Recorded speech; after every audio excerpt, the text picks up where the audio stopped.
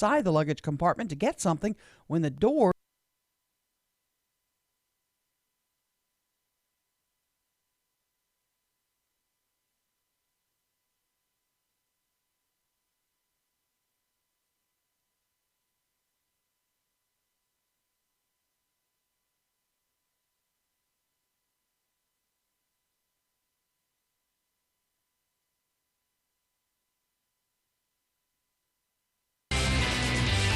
.17 FM, 710 Keel. Traffic update from Ruben.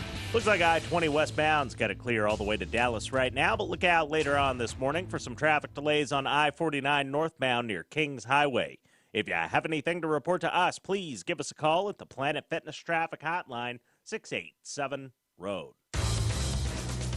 A small chance for a pop-up shower or thunderstorm here today. Otherwise, a mix of clouds and sunshine. 95 today. Clear skies tonight and early shower, low 78. Partly cloudy tomorrow with a high 98. And Thursday, a mix of clouds and sunshine with temperatures in the upper 90s. Friday, sunshine, highs near 100. Richard Wettig at the Weather Channel.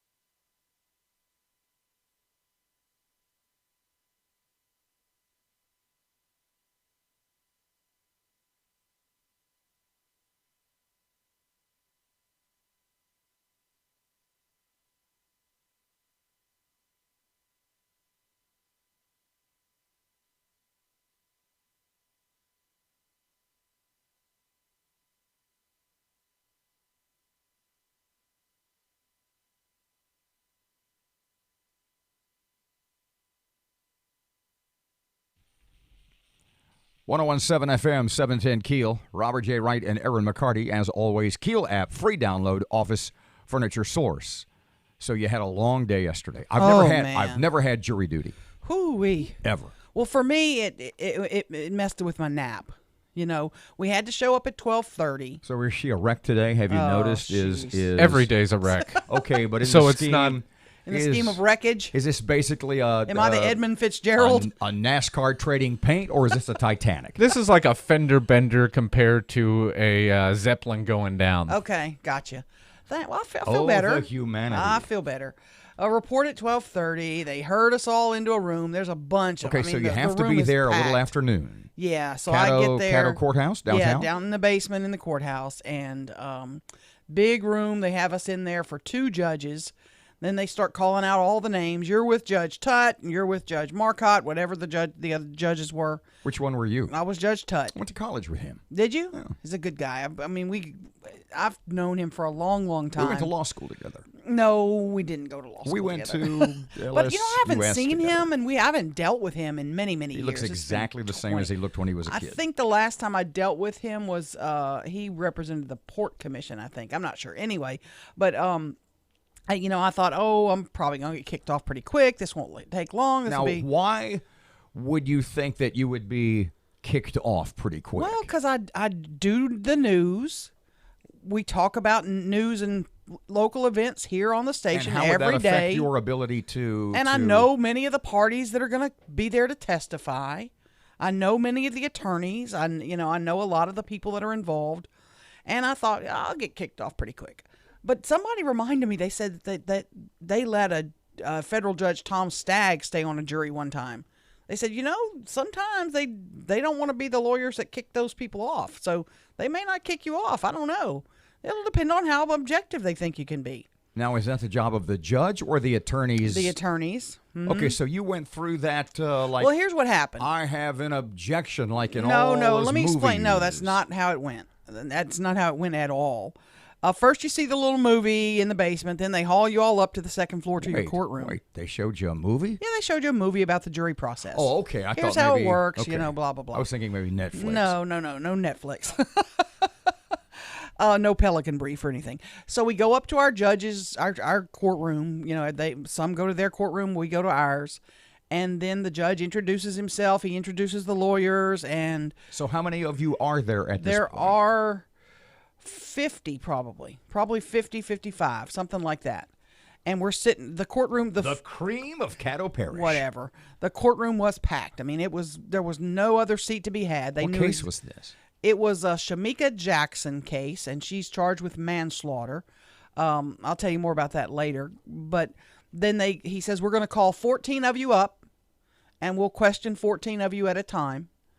And then we'll switch, and we'll call 14 more up, as we need. So I was in the first group of 14. So the 12... Just the draw, luck of the draw. Just the luck of the draw. 12 fill the jury seats. And then I was in one of the two seats right in front of the judge, so he couldn't see. I couldn't see the judge, but I'm sitting, right where the clerk is doing on that funny little machine and all that.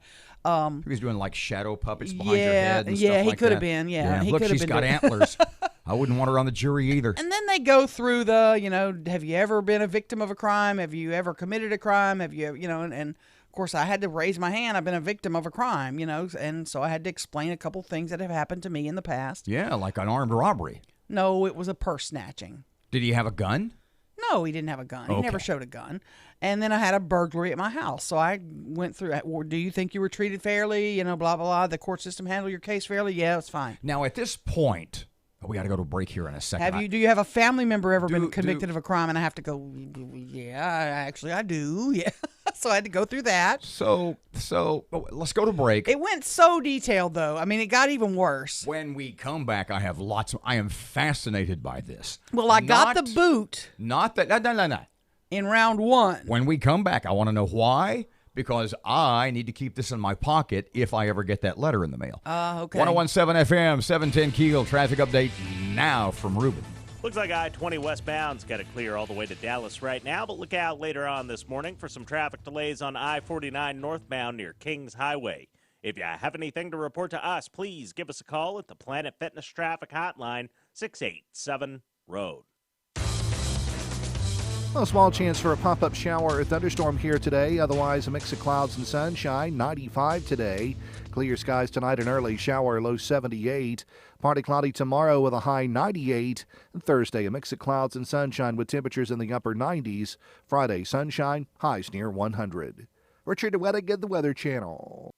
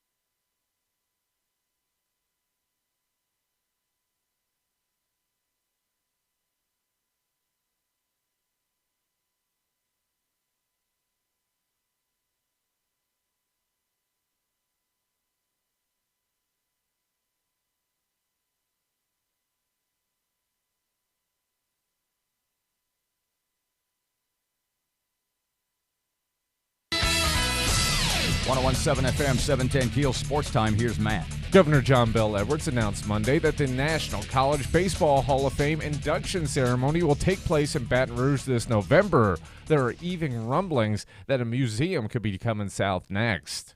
The ageless wonder Vince Carter has decided to retire. The longtime NBA superstar has signed a one-year deal with the Atlanta Hawks and will hang it up at the end of the season. This will be the 42-year-old guard's 22nd season, an NBA record. During Cowboys training camp, Jerry Jones says that he's positive he can get new deals in place for Dak Prescott, Amari Cooper, and Ezekiel Elliott. Elliott has already missed the first 10 days of camp and has no immediate plans to show him back up. Many sources claim that the Cowboys are nowhere near reaching deals with any of their star players. The Texans had to send cornerback Lonnie Johnson Jr. to the showers early. In a joint practice with the Packers, the rookie was laying the lumber to the pack, even causing a fight to break out at the practice session. In baseball action, the Rangers blanked the Indians, winning 1-0. The Braves lost to the Twins 5-3, and the Red Sox beat the Royals 7-5. From the Keel Sports Desk, I'm Matt Parker.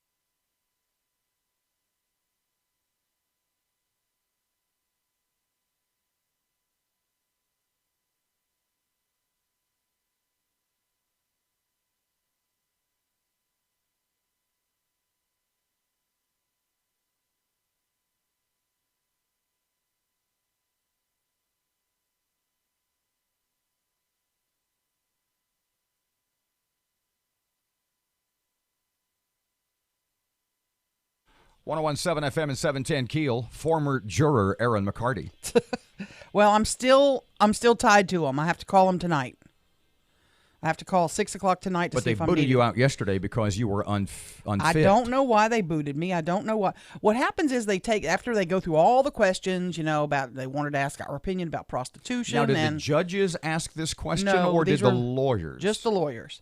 Just the lawyers. First, the prosecuting attorney asked questions, and then the defense attorney got up and had a chance to give her, ask her questions. So are they looking for the first 12 plus alternates who are acceptable? Is that how? That's kind of what they do. This is the actual jury selection. Yeah, this is kind of what they do. They So find it some isn't- that are acceptable, Yeah. and then they let some others go, and then they bring some from the courtroom back up to ask you guys questions, and then they find enough that they can keep, I guess. I don't know. I was in the first round, so I got they were looking the boot. for 12 plus alternates. Plus 2, yeah. Okay. So So you're in the first group. Yeah, I'm in the first group, which I thought good. I'm either going to be picked, and I can go sit in the audience and read my book while they question the rest, or I can go home. And so about 3:10 or so, something like that, the judge says we're going to take a break, and then we'll come back in. Please take the same seats you're in. This is what was the case again? It was a Shamika Jackson case. And she is She's accused of charged with manslaughter. Okay, go ahead. So we go out at about 3:15 or so. They call us back in at 3:45. The original 14 are all 50. Everybody comes in, but we go back to our seats where we were. So I go back in the seat right in front of the judge, and the ones that are in the jury box go in the jury box. And then he says, I'm going to call out some names. If I call out your name, you're excused, but the bailiff will give you a slip, and it'll have instructions on when you need to contact us because you're not fully excused. You're excused for this case. They asked you, how many questions did they ask you, and what did they ask? Oh, it went on and on. It went on and on. Really? I mean, do they, when they go down the list, when they go through the jurors, do they focus on one at a time and ask each specific potential juror 10 questions? No, sometime they went through all 14 of us. Sometime it was just a random question. Now, the part for me was they put up a list of names of people that might be testifying, and they say, Do you know any of these people on this list, or have you ever heard of any of these people on this list? Well, there's police officers, there's doctors, there's, forensic people and all that. And I'm like, well, you said, have we heard of any of these people? I've heard of a lot of them. I don't personally know them, but I've heard of a lot of them. So they have to say, how have you heard of them? I said, well, because of my job, I've dealt with, like, Marcus Mitchell was on the list. I said, I've heard of Marcus Mitchell. He's a police officer, et cetera. Then they said, do you know any of the attorneys in the case? Do you know the judge? Do you know the district attorney? And I said, well, again, I have to raise my hand. I know the district attorney. Are you personal friends with the district? No, I'm not personal friends. Well, how do you know the district attorney? So I have to go through that on a couple of these. And I say, well, I've interviewed the district attorney many times. And, well, what about it? Well, I don't know what about it. It's been many different topics. So I had to go through that a few times with a couple of them. Now seriously, here, when they're asking you the questions, are you sort of thinking about answers in your head that are true, but still, are you trying to figure out a way to get sent home? That's, I told Matt this earlier. You get there thinking, I got to figure a way to get out of this. And one guy said from the jury box, he goes, I can't judge anybody. I couldn't vote for anybody guilty. It's not my job to judge. I could not do this. I cannot do this job. And they were like, here's somebody who's never been robbed. Yeah. They were like, okay, you there's no way you could, if the evidence showed that she was guilty. Yeah, exactly. Could you say she's guilty? If it's a Perry Mason moment. I couldn't do that. And I'm thinking, he's toast. He'll be out of here. I'm surprised they didn't, exit him right away. Exit stage left, dude. You're out of here. But they didn't. So we come back in at 3:45, and the judge says, we're going to call out some names, and if we call out your name, you're excused. And so they call out 9 names. Mine was the very last name they called.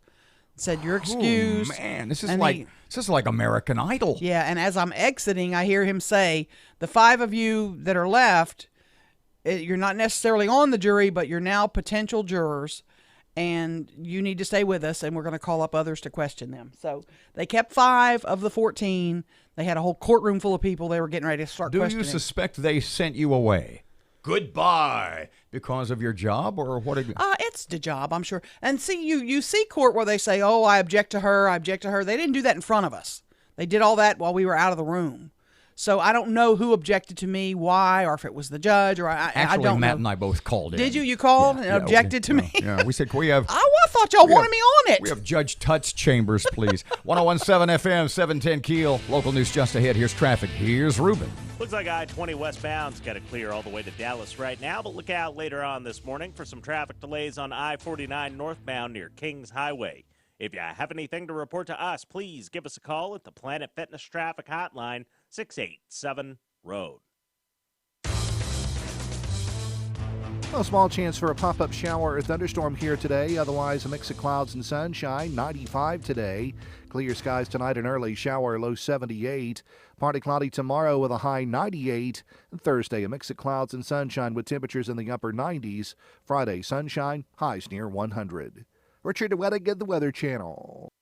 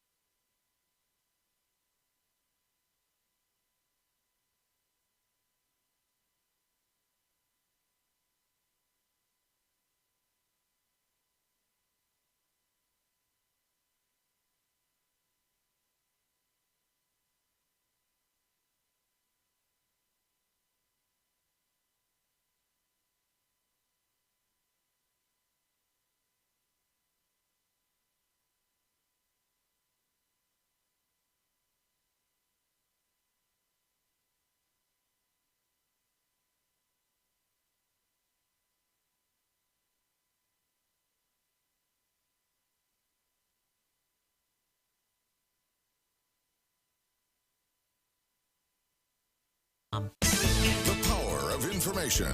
KEEL News now.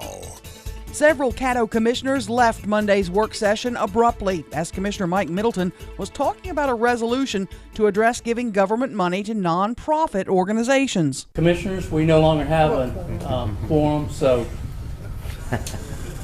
there is no vote to be had. Quite political. The meeting abruptly ended due to the lack of members. One man dead following a standoff with police. Matt Parker has that. A man has died after a standoff with Shreveport police. The incident happened at the Cedar Creek Village Apartments just before 8:30 last night. Police responded to a shots fired call at a residence there. When officers arrived on the scene, a man allegedly locked himself inside and began lighting the apartment on fire. After a while, the SWAT team busted into the apartment and found the man dead inside. Fire crews were able to keep the fire from spreading to other homes. An investigation into the incident is ongoing. From 101.7 FM and 710 KEEL, I'm Matt Parker. Hope Pharmacy in Shreveport, one of Louisiana's 9 approved medical marijuana pharmacies, opens this week. The opening of pharmacies around the state's been delayed numerous times due to testing issues and delays with delivery of the drug. Initially, patients will be able to get an oil in cherry or mint flavor. Hope Pharmacy will officially open for business on Thursday and remain open through the weekend. Shreveport police investigating an early Saturday morning drive-by shooting that left a 1-month-old baby girl dead in the Sunset Acres neighborhood. Police Chief Ben Raymond believes there's someone out there that has details that can lead to an arrest and says they need to come forward. If you have information and you're withholding it from the police, then you are as guilty as the person who fired numerous rounds from a high-powered rifle into a house full of innocent children. I don't know how you can sleep at night. Raymond says his department is leading the effort of community support and citizen engagement to reduce violent crime. Nearly 200 Caddo Parish teachers greeted Monday with a spirit rally, including cheerleaders. Superintendent Dr. Lamar Gorey says it's a fun way to show the new teachers how excited the parish is they've decided to teach in Caddo. The 3-day education summit helps teachers get prepared for the school year and learn of expectations and professional development opportunities. A new report says roughly 13% of all bridges in Louisiana are structurally deficient. According to the American Road and Transportation Builders Association, it's the 7th worst in the country. Nearly 3,400 bridges in Louisiana need some kind of work. According to DOTD, it would cost the state nearly $14 billion to make all the necessary repairs. That'll be one problem the next governor will have to tackle. Of course, the race for governor gets kicked off today as the candidates begin qualifying. Lafayette political science professor Pearson Cross says Governor Edwards heads into the race as the odds-on favorite to win. However, we shouldn't overstate that. This is a deep red state. It's quite Republican. He is a Democrat, and there are lots of people who would like to see him gone. Qualifying runs through 4:30 p.m. Thursday. The trade war escalates. Stocks plummet overnight as China's central bank sets the yuan at its lowest value in over a decade in response to new U.S. tariffs. Locked under a bus driver now facing criminal charges after a woman says she was intentionally locked in the luggage compartment of a bus. She'd gone inside the luggage compartment to get something when the doors were closed. I'm Erin McCarty on 101.7 FM and 710 KEEL.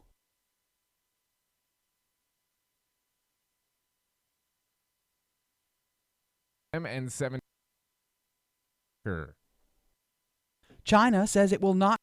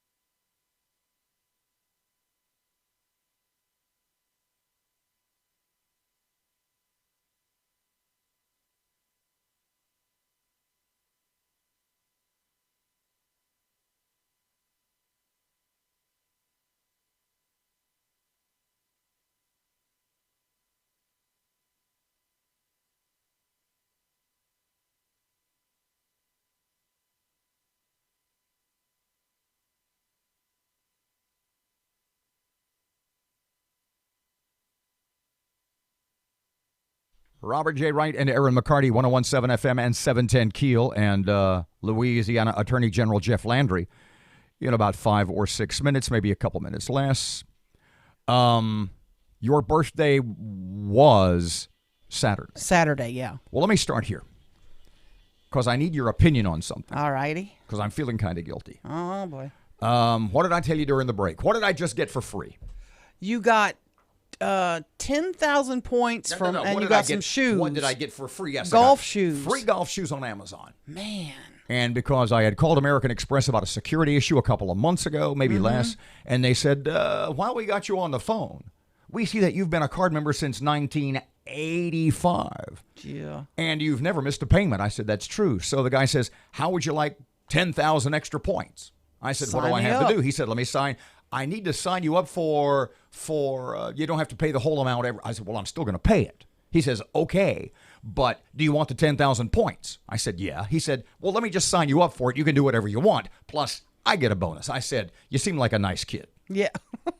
So I already had about 10,000 points. Ooh. So now I've got about 20,000 points. So I get on Amazon last night. What can I do with these points? Well, I needed golf shoes, and I thought, wait a second. I got a whole lot of American Express points.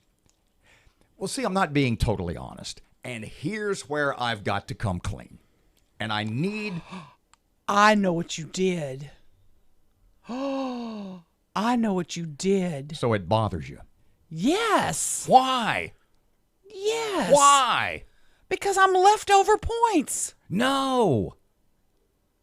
Yes, I'm just leftovers. No, you got the first points. No, I'm leftover. No, you got you spent 9,900 on your golf shoes, and you had 100 left, and they're like, you can use the 100 for this great gift. I bought your birthday present about 5 or 6 days ago when I told you I bought it. Okay. But I used But it was with points. Yeah. Oh. So it was free. So you didn't spend any money. It was free. Well, I spent money, just not directly. I'm okay with that. I'm glad I'm not leftover points. Are you? Like I'm the sludge points. Because it kind of hit me during the break, and I had to confess. Yeah. You know, because you go at the end of the year, if you have these points, and sometimes they expire at the end of the year, and you're you got to buy something. Like a city department that has money left over. So, yes, exactly. You need to buy more paper clips because you got to spend the money. That's when I would be like, God, you got me the sludge gift. Okay, so you're okay? I'm good because I was the first points you spent. It should be here in a couple of days. I'm excited. I bought you a holster for your Smith & Wesson 380. So I can pack anywhere I want. And I didn't spend a dime. I mean, it was difficult spending over a lengthy stretch of time. 101.7 FM, 710 KEEL. Attorney General Jeff Landry just a couple of seconds away. Maybe I should confess to Jeff, too. Jeff, while you're here, have you ever done anything? I'm sure he has. Looks like I-20 westbound's got it clear all the way to Dallas right now, but look out later on this morning for some traffic delays on I-49 northbound near Kings Highway. If you have anything to report to us, please give us a call at the Planet Fitness Traffic Hotline, 687-ROAD. A small chance for a pop-up shower or thunderstorm here today. Otherwise, a mix of clouds and sunshine. 95 today. Clear skies tonight, an early shower, low 78. Partly cloudy tomorrow with a high 98. And Thursday, a mix of clouds and sunshine with temperatures in the upper 90s. Friday, sunshine, highs near 100. Richard DeWettig, the Weather Channel.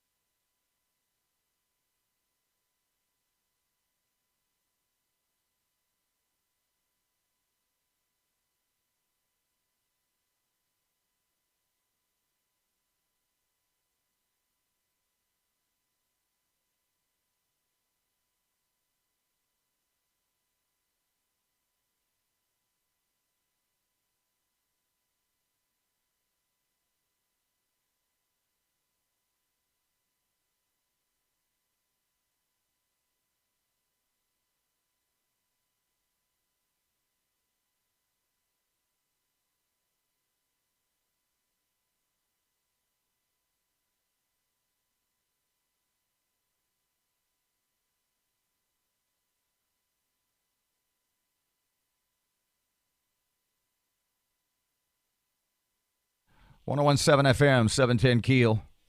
Oh, 1017 FM, 710 Keel. Trying to connect with the Attorney General here. Okay, so here's the deal. We had, and if you were listening at the top of the hour, I guess it was just a very short-term power outage. A little glitchy poo. Well, when that happens, everything is digital in this building. Everything's computerized. Yeah. So when that happens, everything shuts down. Right. But it comes back on and has to reboot. Well, on Matt's side of the Gopher Shape broadcast table, since he's got about like 9 computers, it's basically like NASA over there. It really is. Or to bring it more up to date, like Richard Branson's house. It takes about 5 or 6 minutes for everything to reset. All the audio, everything that runs on the radio runs from Matt's side. And that was why we had that stretch of dead air. Nothing would run because all of Matt's computers were, in fact, rebooting. Well, one of the other things in this room that is digital is the phone system. So we assumed that the phone system reset and reset properly. Evidently not.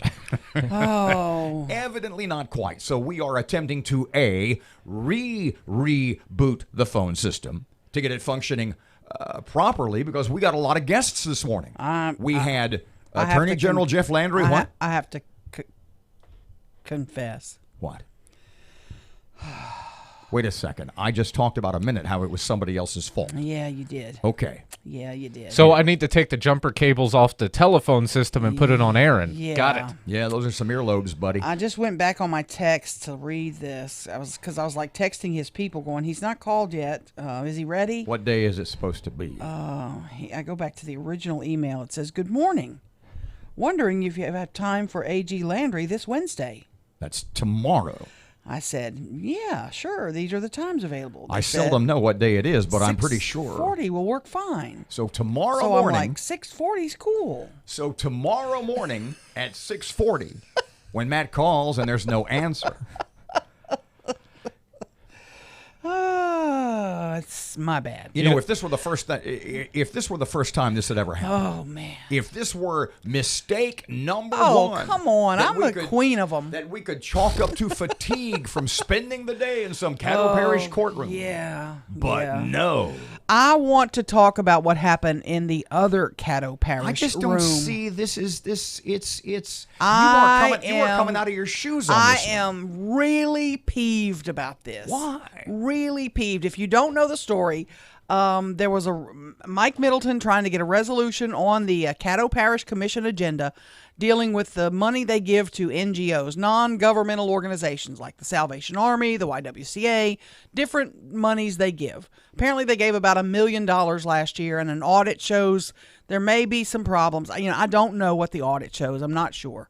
So he had a resolution he wanted to get on the agenda to discuss it, to say, are we doing the right thing by giving this money to these non-governmental groups? Is this what we should be doing? And what the commissioners did was... The commissioners. There's 12 of those guys. Some of them. When you say some, who do you mean? It looks like it was the African-American ones. I'm not sure. I heard someone say that it was the Democratic ones, but I believe I heard Matthew Lynn in the meeting after it happened. I think he's a Democrat. So I need to clarify who actually did this. But here's what happened. They made a motion to what's called in globo, which is take all the ordinances that you have left on your agenda, put them as one, add them to the agenda, move them forward. So they in globoed everything but Mike Middleton's measure. Okay, so that took care of everything on the agenda, but Mike Middleton's resolution is still dangling to be dealt with. Just to clarify, Mr. Mike's ordinance or proposal was, should we do a review of how we do this? Right. Maybe we're not watching the dollars as closely as we should. Yes. In effect, that was Mike's idea. His resolution, okay. Yes. Mm-hmm. And they left his resolution as the only thing to deal with. Once they passed that in globo measure, then Stormy Gage Watts, Stephen Jackson, all of the African American members, Johnson. Yes, they all got up and left the room. Mario Chavez had to step in as chairman because Stormy Gage Watts is chairman. And at that point, they bring up this resolution. They realize, well, Mike Middleton talked about it for a little bit. And then they said, well, we don't have a quorum. We no longer have a quorum to add this to the agenda. And then it was like, well, how do we even adjourn? Because we don't have a quorum to adjourn. So they're still there, just They're sitting still there, meeting. waiting for a No, bunch what- of Democrats to come back. What one of them said, I think it was Mr. Atkins, he said, well, at the moment we lost a quorum, the meeting ended. At that point, you pull the fire alarm. You know what, Robert? Why All joking aside, why does this this was bother a you? chicken sheep thing to do. I'm sorry, we couldn't. This was a chicken sheep thing to do. Why? If you don't like Mike Middleton's ordinance, and I saw Stormy Gage Watch, I think on Channel 3, say that it offended her. This offended her. If it offends you, stay there, voice your complaints. I want to hear it because I may be on your side. I like a lot of the organizations you guys give money to. I think it's a good thing when you have as much money as you do to give this money away. Don't walk out. Sit there and voice your opinion. Tell us why you think you find it so offensive. It's disrespectful for you as an elected official not to be able to deal with something you don't like. I'm going to walk out and I'm going to take my ball and go home. We got to go. Well, kiss my... Never You've got mind. Stormy Gage Watt's phone number. You've I'll got call Stephen her. Jackson's phone number. Yes. You have Lyndon Johnson's. It was a chicken sheep thing to do, and I will stick by that. She wouldn't stick by that turn. 101.7 FM, 710 KEEL Weather Channel forecast sunny and hot today. Low to middle 90s, 74 at KEEL.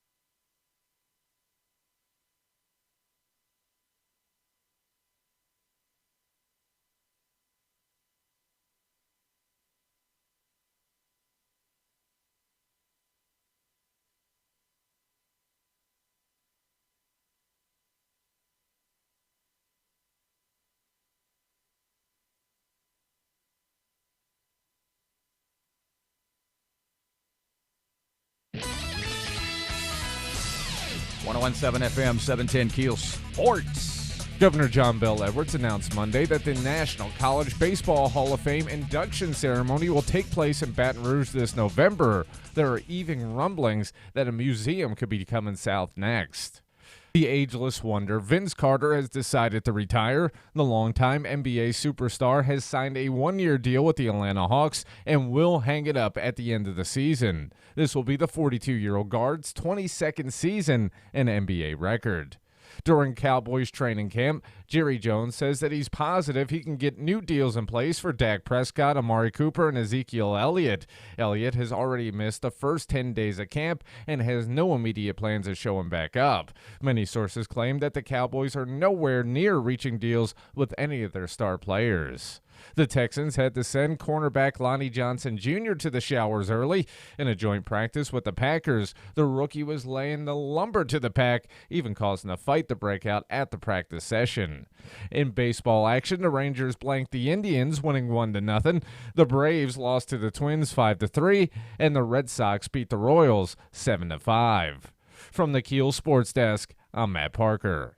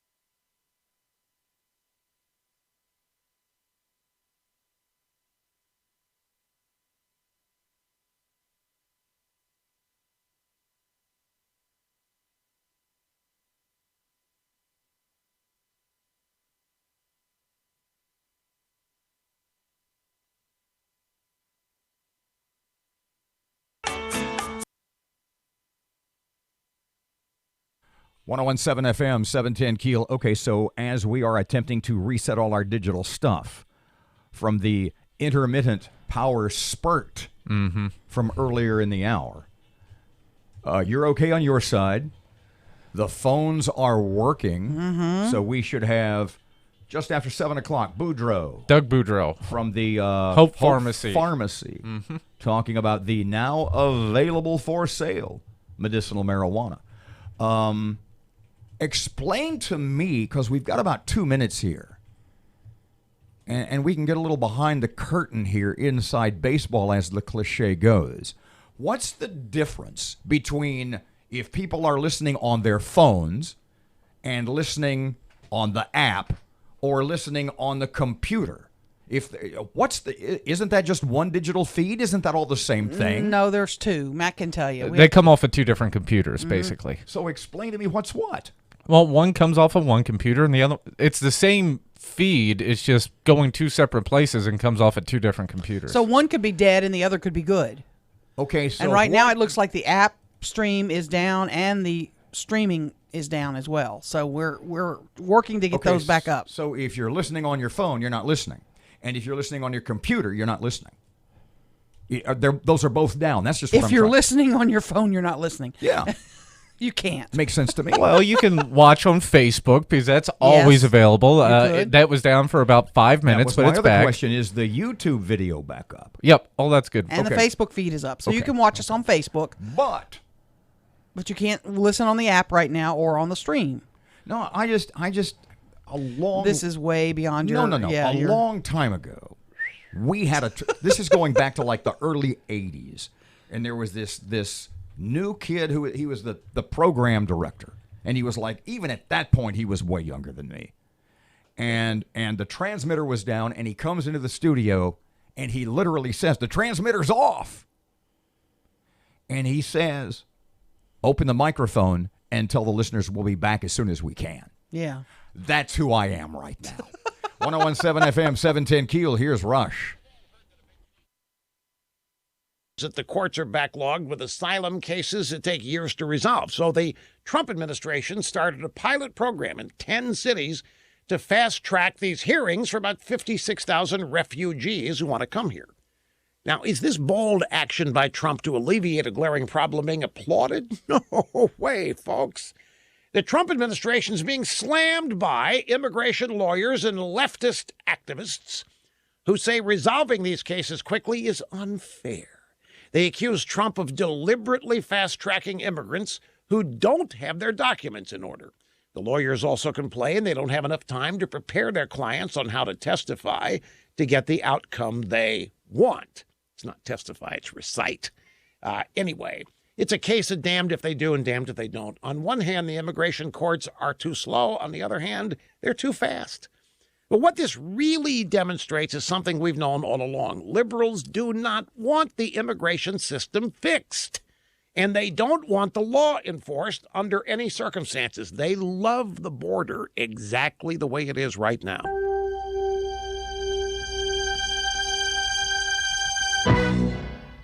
Hey, folks, if you can't find the time to do all those small jobs around your home or office, do what I do. Hire it done. I know a company that can help. It's called Tackle. It's spelled Takl. It's an app that you can download on your phone, and it connects you with people who can help you with jobs around your home or office. Now, here's how it works. You download the Tackle app on your phone, and you pick a provider for the work that you need done. Tackle has thousands of providers that have been background checked. Tackle will provide affordable upfront pricing, and all jobs are backed by the Tackle guarantee. And if you need additional help in the future, like yard work, cleaning a pool, mounting a TV, cleaning gutters, packing furniture, whatever, find it on the Tackle app. It's easy. Download the Tackle app now. Again, it's spelled T-A-K-L on your phone, and use the promo code RUSH to get 15% off your first project. Download the Tackle app at the Apple Store. Be like me, folks. Hire this stuff done.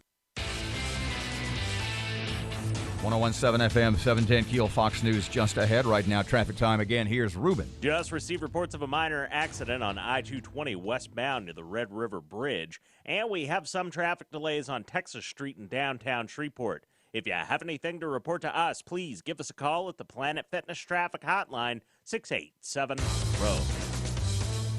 A small chance for a pop-up shower or thunderstorm here today. Otherwise, a mix of clouds and sunshine. 95 today. Clear skies tonight and early shower, low 78. Partly cloudy tomorrow with a high 98. And Thursday, a mix of clouds and sunshine with temperatures in the upper 90s. Friday, sunshine, highs near 100. Richard DeWettig at the Weather Channel. Breaking news and trending talk. KEEL, 710 AM and K269GO, 1017 FM, Shreveport.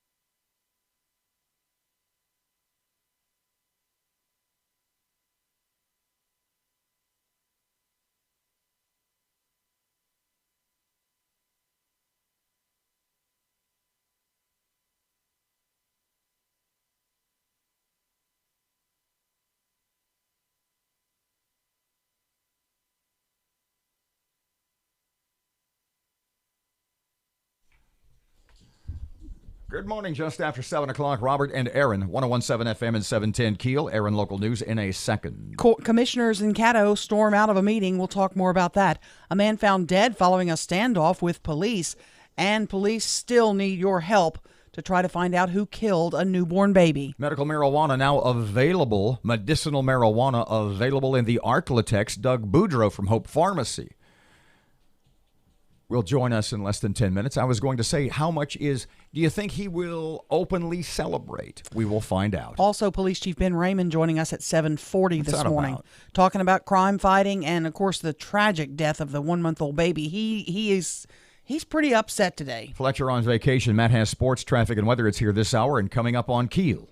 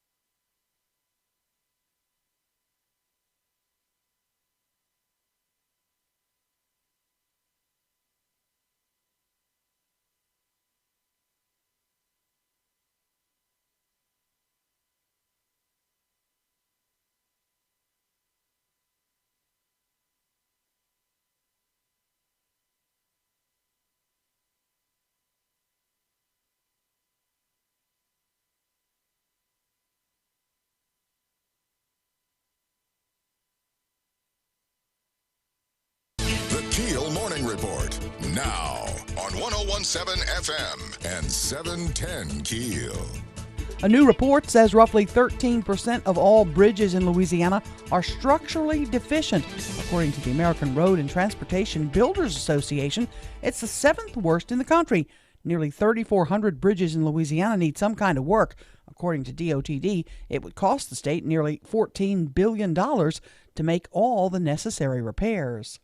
Caddo commissioners storm out of a meeting. Commissioners left Monday's work session as Commissioner Mike Middleton was talking about a measure to address an external audit's finding regarding issues with the parish's NGO and Economic Development Grant Program. We can't even meeting adjourn. Yeah, thanks. So can I ask a question? So back to John's point, how do we adjourn the meeting then? We're formally adjourned when we lose a quorum. Right. Okay, that's right. So we'll just come back Thursday at a regular meeting, correct? That's correct. Okay. The meeting abruptly ended due to a lack of members. One man has died after a standoff with Shreveport police. It started at the Cedar Creek Village Apartments just before 8:30 last night. Police responded to a shots fired call at the home there. When officers arrived, a man allegedly locked himself inside and began lighting the apartment on fire. After a while, the SWAT team busted in and found the man dead inside. Fire crews were able to keep the fire from spreading to other homes. An investigation is ongoing. Shreveport police want your help to solve the murder of a 1-month-old child. The child was killed in the Sunset Acres neighborhood over the weekend. Police Chief Ben Raymond says his department is leading an effort of community support and citizen engagement to reduce violent crime in the city. We can all do better. We cannot rely on law enforcement to prevent all violent crime. We need a change of heart in our community. We need to unite as one and recognize that we are all responsible and we all have a role if we want to end the violence. Authorities identify the infant as Queen Dean, who was struck in the head when a bullet entered her family's home. New Teacher Summit kicks off the school year in Caddo. We get details on that from Matt Parker. Nearly 200 new Caddo Parish teachers were greeted Monday with a spirit rally, including cheerleaders. Superintendent Dr. Lamar Gorey says that it's a fun way to show the new teachers how excited the parish is they've decided to teach in Caddo. The 3-day education summit helps teachers get prepared for the school year and learn of expectations and professional development opportunities. From 101.7 FM and 710 KEEL, I'm Matt Parker. China says it will not stand idly by and will take countermeasures if the U.S. deploys intermediate-range missiles in the Asia-Pacific region, which Washington has said it plans to do within months. Congressman Garrett Graves believes background checks and gun bans will not make mass shootings go away. Graves made the statement following 2 mass shootings over the weekend in Ohio and Texas. Graves says there's a middle ground to combat the violence, yet support the Second Amendment. I believe that I can step out and condemn hate-filled talk and rhetoric. I can condemn evil mass shootings, and I can stand up for the Second Amendment rights of law-abiding citizens. Graves says addressing mental health issues is an important part of reducing violence. Beds of smelly, rotting seaweed are washing up on South Florida shores in record amounts, alarming officials who worry about its impact on beach tourism. I'm Erin McCarty on 101.7 FM and 710 KEEL.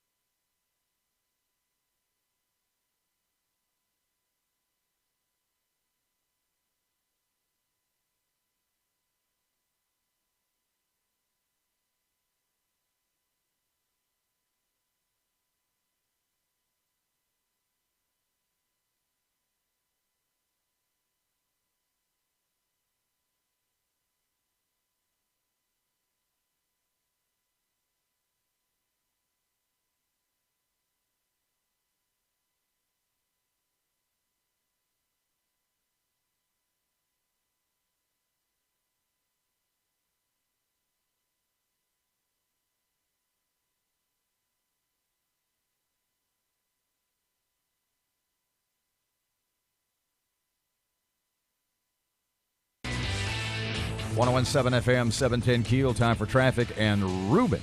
Starting to see some slow-moving traffic on West 70th Street near St. Vincent Avenue. And we have reports of a minor accident on I-220 westbound near the Red River Bridge. If you have anything to report to us, please give us a call at the Planet Fitness Traffic Hotline. That's 687-ROAD. A small chance for a pop-up shower or thunderstorm here today. Otherwise, a mix of clouds and sunshine. 95 today. Clear skies tonight and early. Shower, low 78. Partly cloudy tomorrow with a high 98. And Thursday, a mix of clouds and sunshine with temperatures in the upper 90s. Friday, sunshine, highs near 100. Richard Weddick, the Weather Channel.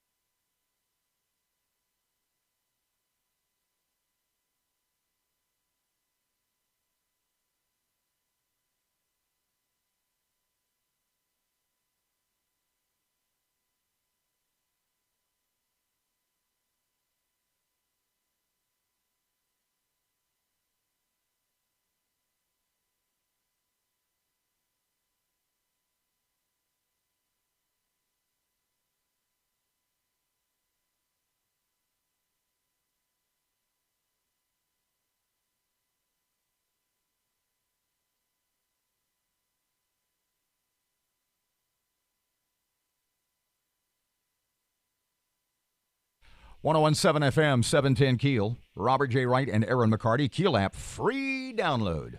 Free download from Office Furniture Source. Mr. Doug Boudreau, we'll try this again for the satellite feed. What do you say? Mr. Doug Boudreau is the proprietor, the owner, the guy at Shreveport's Hope Pharmacy. It's on Kings Highway. The only licensed distributor in this area for the now available medical marijuana in the state of Louisiana. Hey, Mr. Doug, welcome back to Keel. How you doing? Good morning. How are you guys doing? You have been with us a couple of times before on this topic, before all the I's were dotted and the T's were crossed. And in relation to the availability of medical marijuana in Louisiana, you were extremely, let me underline, extremely emotional and sincere, and I would only guess that because of the way that you have described its necessities previously, is to say you're celebrating today. Is that too strong a word? That is not too strong a word. I was just thinking. I'm driving to work right now. I've been doing this for 27 years, and this morning. What I feel in my heart is amazing. It's amazing. I mean, I love my profession. I love what I do, but today is something different. Why? Tell everybody why this is such, in your mind, an important move. Well, so these patients have already tried traditional medication, and they're all suffering. And this is another tool in the toolbox to help them overcome these issues. So we'll be taking care of our first 3 patients today that I felt were severe, and I know that they're going to be helped by this product. I just know they are. You actually have shipments in hand already? No, they're coming. They're en route today. Okay. So when can the general public come and get theirs from you? When is the official, when you're going to start handing it out or selling it? So we've started receiving orders a couple of weeks ago. I called the physicians that were licensed and urged them to send the orders in advance. So we processed all those orders and have been calling the patients and setting up appointments so that they can come in and pick up their medication. They're going to be required to spend about 10 minutes with a pharmacist, and we have 4 pharmacists that are licensed to take care of the patient. So we've kind of spread the patients out over 5 to 6 days so that we don't have a bunch of patients coming in all at once and having to wait all day. So nobody can just spur of the moment drop by and say they got their prescription, they're ready to pick it up, correct? Correct. We're asking them if they have seen a doctor to allow us to give them a call and set up an appointment for them to come in and pick them up, and they shall have their medicine within 7 days of today. Doug, explain to everybody once again who may not be aware the process through which a patient must go from the physician to you to take advantage of this available medicine. So I want to shout out to everybody in Texas and Arkansas. Louisiana, this past legislative session, allowed the physician in Louisiana to accept out-of-state patients. So if you have one of our qualifying conditions and you live in Texas or Arkansas, you can come to a qualified medical professional here in Shreveport and receive medical marijuana from us. So you have to make an appointment with the physician, and you have to qualify for one of the qualifying conditions. Doug, and then after you qualify, you go to the pharmacy to pick up your medication. Doug, I'm understanding that it's not covered by insurance, that it is kind of pricey, ranging from $90 to $300. Is that accurate? That is accurate. And when you, I think that's what the advocate posted for one of the pharmacies down in Baton Rouge. When we say that price, is that a price somebody for? How long does that last? I mean, that $90, is that a monthly? Is that a one-time treatment? Right. So the price that you're quoting is a price from a pharmacy in Baton Rouge. We're not quoting our prices publicly, and let me explain why. This is a controlled dangerous substance, and Louisiana's got a rule that we're not supposed to talk about price when it comes to those medications, to those substances.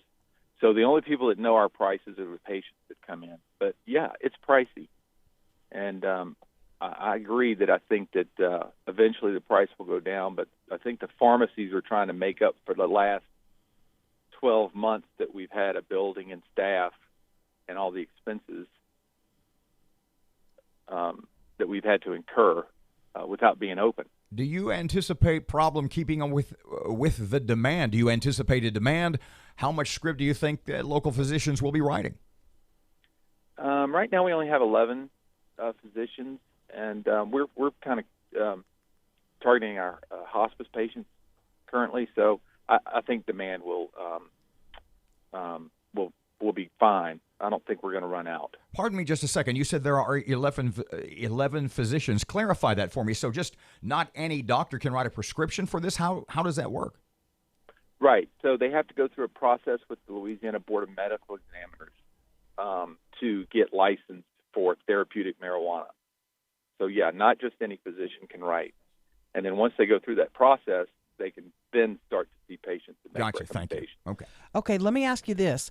The medications coming from GB Sciences and eventually coming from the Southern operation as well, are you getting 1/9 of it? Is it being divided among the 9 clinics? Are you getting your fair share? Your fair share, you know what I mean? Oh, I see. Yeah. So what they wanted to do, that's a good question. They wanted to tell us that we could order a certain number of bottles a month, and they told us what type of each bottle. And I disagreed with that because I thought that Baton Rouge might need more of one than the other, and I might need more of another than that one. So I spoke with the other 9 pharmacies, and they all agreed to order what they needed, plus 25%. So you're getting everything you ordered. I'm getting everything I ordered and I need. Okay. And as the demand goes, they'll increase supplies, I would assume. I hope so. I hope it works that way, that the other 8 pharmacies just order what they need for their patients in that area. Okay, and people that are just on the train, this is not smokable marijuana. This is not marijuana that's going to get you high, right? That is, well, it is not smokable marijuana, but you can have a euphoric effect from this medication. Gotcha. So about a year ago, the rules changed on the concentration. So the concentration can be higher. Okay. And in your mind, in the physician's mind, that makes it more effective, I would assume? Yes, absolutely. Okay. Yeah. Doug Boudreaux, Hope Pharmacy. I know it's a good day for you, and we appreciate all your time and your willingness to chat with us. Thank you very, very much. I You bet. appreciate you guys letting me come on. 101.7 FM, 710 Keel. Sports just ahead. Fletcher's gone. Matt's got it. In the meantime, here's Ruben. Still keeping an eye on some backed-up traffic due to an accident on I-220 eastbound near the Red River Bridge. And we have some traffic delays on East Texas Street near Hamilton Road in Bossier City. If you have anything to report to us, please give us a call at the Planet Fitness Traffic Hotline. That's 687-ROAD. A small chance for a pop-up shower or thunderstorm here today. Otherwise, a mix of clouds and sunshine. 95 today.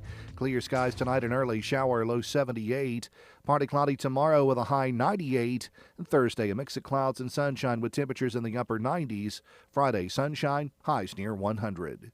Richard Weddick at the Weather Channel.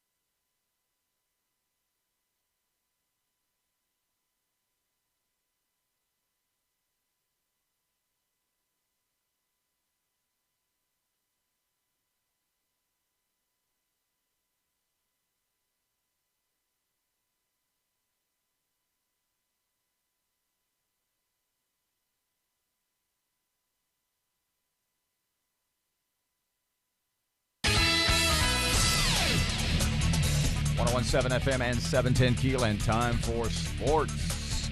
Governor John Bel Edwards announced Monday that the National College Baseball Hall of Fame induction ceremony will take place in Baton Rouge this November. There are even rumblings that a museum could be coming south next.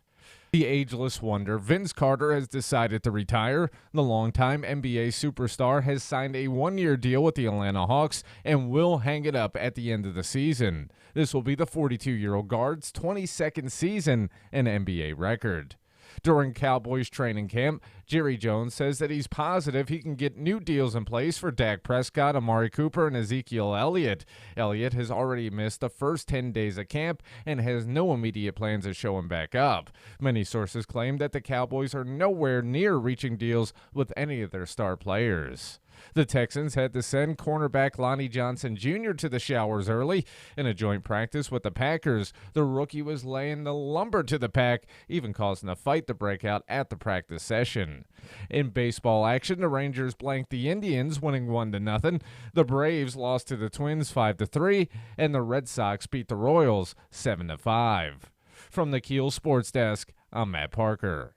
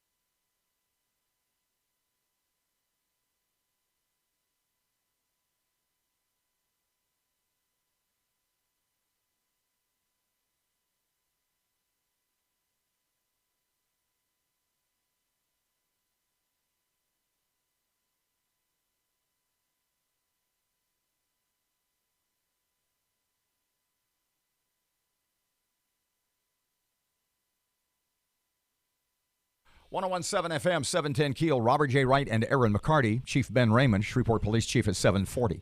Our stream and app feeds are still down, so we apologize. We're working on that to get which those one back were you up. listening to? Both. I was listening to the app on my phone, and then I was listening to the stream on my computer. Then what's not working? Well, the commercial will play, but the after you get past the commercial, it doesn't start with the stream. In other words, they're not hearing us right now on those two sources. You have to listen to it. You can watch us on Facebook, our Facebook live feed or YouTube feed. You can watch it once say you're on the way to the office today. Don't take just this. Plop it on don't Facebook. Take this the and you wrong can listen way. there. Promise me you won't take this the wrong way. I won't. Is she right About what? about what she just said? Yes. Yes, Okay. she's right. Okay. Thanks for not being insulted.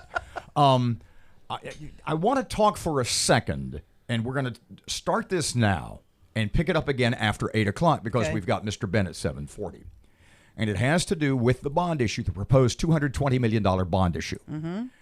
And proposed by the mayor and his breakdown, his itemization, his list, if you will, which a couple of Shreveport City Council people have said, I don't know so much about that. Well, a little more specificity, a little more. Let's narrow this down a little bit. I want to know where everything goes, and maybe we think this is too much.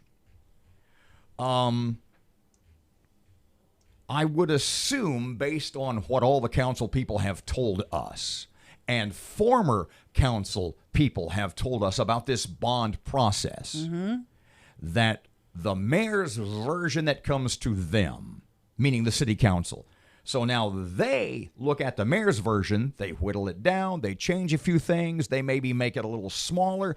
The point being, they, I guess, have their own version of the mayor's version, which goes back to him, right? Okay, here's what I don't understand. Is how do they get together, or can they? Because my perception is they cannot get together. How many city council members, because there's 7 total, how many is a quorum? Because they are not allowed to meet, a certain number of them, publicly by law. 4 of them has to be open. Okay, so if they're at a restaurant and they go in, they really can't sit together, can they? Well, 3 of them can. But 4 cannot. Right. Are they allowed to get together in private meetings? Can 4 talk on the phone? What's the point I'm making is there a process by which they, in a non-public way, put together their version of the bond issue that will go back to the mayor? Nope. It all has to be done at the open work session. A lot of it can be done in emails, but again, those emails are subject to public records laws. So if someone requests any email that has to do with the bond issue, they have to release them. Excuse me. The point I'm making is this is a massive undertaking on both sides. And you, to some degree, a lot of people whom we know, former elected officials, and some of the city council people, current city council people, have been critical of the mayor for in their minds, in your minds, the haste in which this bond issue, the $220 million issue, was put together and presented to the council. So my point being, for the council to get together and do their due diligence, and to do it in just one meeting because they all can't get together at somebody's house and hash it out among themselves and break it all down and sit down and let's get together, let's open a bottle of wine and let's figure this out. They're not allowed to do that. Nope. So this is such a massive undertaking. My point is, how on earth, if they can't get together behind the scenes to do the work, how can they do the work in just one meeting? Well, they're having an infrastructure meeting tomorrow, and they'll go over, it'll be a lengthy meeting. They'll have department heads come in. They'll have them map out what projects you need, what are your top priorities, what are the big roads you need fixed, what are the big drainage projects you need fixed, what are the parks that need, the top attention. The point is, you had made the point a number of times that for the previous major bond issue, they worked on that for 2 years almost. I have concern not only about how rapidly the Perkins administration put theirs together, but I have concerns over how thorough the city council can be by their own admission on this program. Of course. About what kind of job they can do to do their due diligence to return to the mayor their version in only 30 days also. They're going to have to really, that meeting tomorrow is going to have to be very, very lengthy, detailed, and, they're going to have to get in on, we're going to ixnay this project, and we're going to put this one up higher, et cetera. Now. But can you get 7 people to agree which one should be at the top? Go to break. An anonymous source in the know. I'll leave it at that for now. I'll tell you who it was off the air, and you can tell me how much info I want to give. Said something to me yesterday that was so interesting about perhaps why it, and different from your theory, about why this might need to be done with haste. Oh, boy. About getting it on the ballot, I mean. 101.7 FM, 710 Keel. Here's Ruben. Still keeping an eye on some backed up traffic due to an accident on I-220 eastbound near the Red River Bridge. And we have some traffic delays on East Texas Street near Hamilton Road in Bossier City. If you have anything to report to us, please give us a call at the Planet Fitness Traffic Hotline. That's 687-ROAD. A small chance for a pop-up shower or thunderstorm here today. Otherwise, a mix of clouds and sunshine. 95 today. Clear skies tonight and early. Shower, low 78. Partly cloudy tomorrow with a high 98. And Thursday, a mix of clouds and sunshine with temperatures in the upper 90s. Friday, sunshine, highs near 100. Richard DeWettig at the Weather Channel.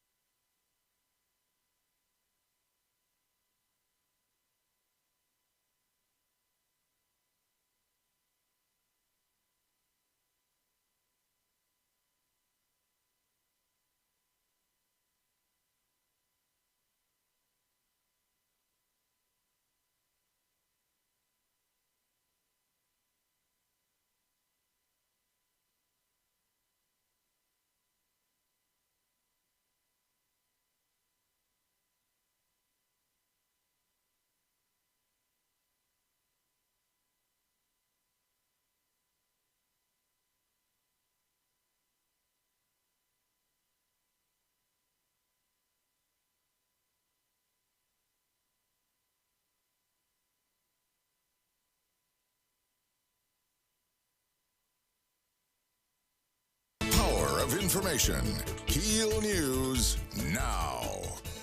Several Caddo commissioners left Monday's work session abruptly as Commissioner Mike Middleton was talking about a resolution to address giving government money to nonprofit organizations. Commissioners, we no longer have a quorum, so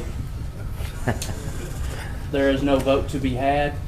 Quite political. The meeting abruptly ended due to the lack of members. One man dead following a standoff with police. Matt Parker has that. A man has died after a standoff with Shreveport police. The incident happened at the Cedar Creek Village Apartments just before 8:30 last night. Police responded to a shots fired call at a residence there. When officers arrived on the scene, a man allegedly locked himself inside and began lighting the apartment on fire. After a while, the SWAT team busted into the apartment and found the man dead inside. Fire crews were able to keep the fire from spreading to other homes. An investigation into the incident is ongoing.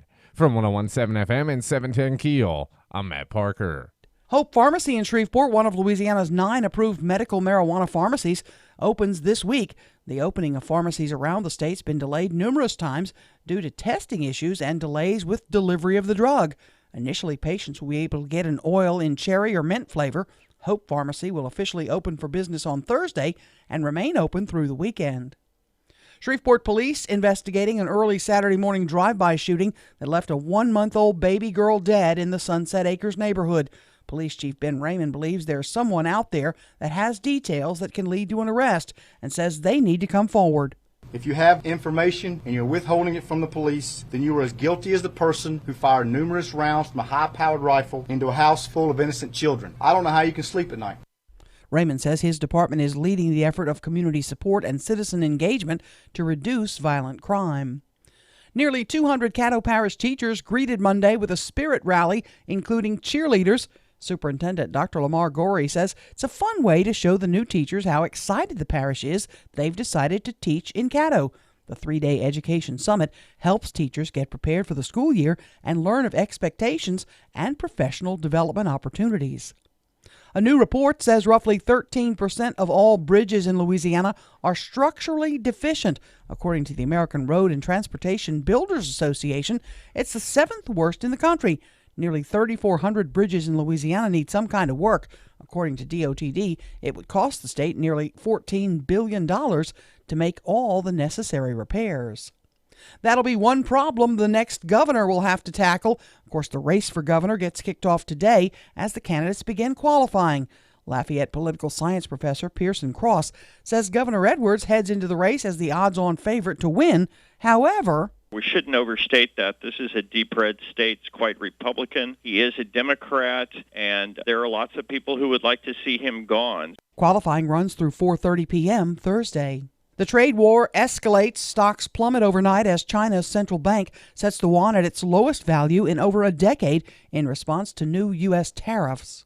Locked under a bus driver now facing criminal charges after a woman says she was intentionally locked in the luggage compartment of a bus. She'd gone inside the luggage compartment to get something when the doors were closed. I'm Erin McCarty on 101.7 FM and 710 KEEL.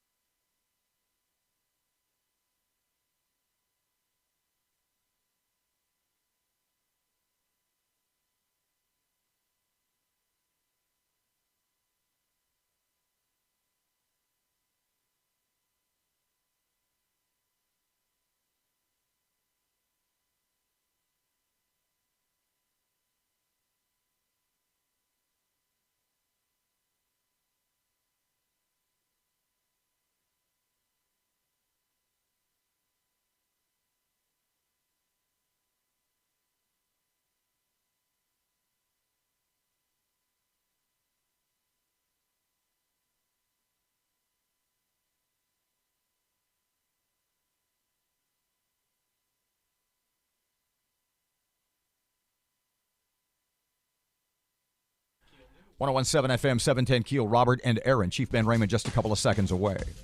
But a very short segment here. Here's what I was told by somebody formerly in city government. Let's leave it at that, okay? Okay. That if a mayor has to get his or her bond issue passed really, really fast, probably in the first year. I said, why? He said, well, the way the wheels of government turn, the way the wheels of the system, the bureaucracy turn, you have to get it passed in the first year because it's going to take another 8 to 10 to 12 months to get the work started. And then it's going to take another year or so to show results so that you can run on the results of your bond issue. So if you wait in your second year, nothing will have been accomplished before you leave office. And you got nothing to run on. Oh, that's a good point. 1017 FM, 710 Keel, Chief Ben, just a couple of seconds away. Here's Ruben. The intersection at Line Avenue and Kings Highway is dealing with some slow-moving traffic right now. And we're still keeping an eye on some backed-up traffic on I-220 eastbound near the Red River Bridge due to an accident. If you have anything to report to us, please give us a call at the Planet Fitness Traffic Hotline. That's 687-ROAD. A small chance for a pop-up shower or thunderstorm here today. Otherwise, a mix of clouds and sunshine. 95 today. Clear skies tonight and early shower, low 78. Partly cloudy tomorrow with a high 98. And Thursday, a mix of clouds and sunshine with temperatures in the upper 90s. Friday, sunshine, highs near 100. Richard Weddick at the Weather Channel.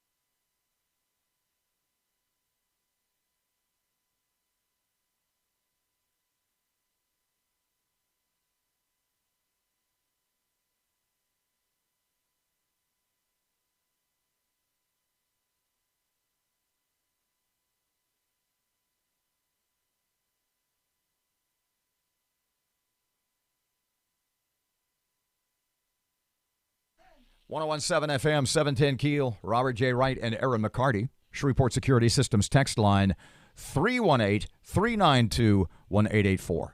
Shreveport Police Chief Ben Raymond. Hey, Chief Ben, welcome back to Keel. How you doing today? Thank you. I'm doing well, thank you. Chief, I could hear in your voice, I could see in your face, despair about the death of the little infant Queen Dean over the weekend, and your message to the people involved. Can you go over that and how this is just a gut punch for you? Yeah, and essentially, I was calling all citizens to take action. Police cannot solve every crime. In fact, police can solve very few crimes without the assistance of others. And what I was trying to get a point is that there are people in the community right now that know who committed that murder. They may have been involved to some degree. They may have assisted to some degree, loaning a vehicle, loaning a gun, may have just heard, rumors and conversation. And those people need to come forward. And this is the only way we're going to truly reduce violent crime, and especially these senseless acts of violent crime. Completely innocent person, a 1-month-old child, who was no way involved in any incidents to precipitate this. And the only way we're going to solve this crime and to prevent these types of crimes is for the community to take a stand and let it be known that we're not going to tolerate it, and that people are going to assist the police department with any information that they have. What can you tell us, Chief, about why shots were even fired at that house? That's still in the investigative process right now, and so our detectives have some assumptions, if you will, but there's nothing that we are able to put out publicly at this point, since it is still an open investigation. There are things that we know that only the suspect or someone close to the suspect would know, and so we don't want to share that information until we come across, those people that were involved, and that's going to help us kind of corroborate some of those stories and verify what we're being told with what we already do know. Could be domestic, could be drug-related, a combination then, I guess? Yeah, it could be a number of things. It could have been, problems in the neighborhood. There were, several people that lived in the house, various ages, from young children to young adult, older juvenile, young adult, and then there were actually, 3 generations of families living in that house. Chief, you had mentioned more community involvement. Bluntly speaking, Erin, a lot of listeners, we live in a different part of town. What do you say to people who might want to help you out, but live in a, once again, bluntly speaking, fear of retribution if they do? Here's the problem with it, because I read social media posts and I watch the news, and what you hear from the community is kind of conflicting statements. One is, hey, we want the police to do a better job. We want to solve more crime.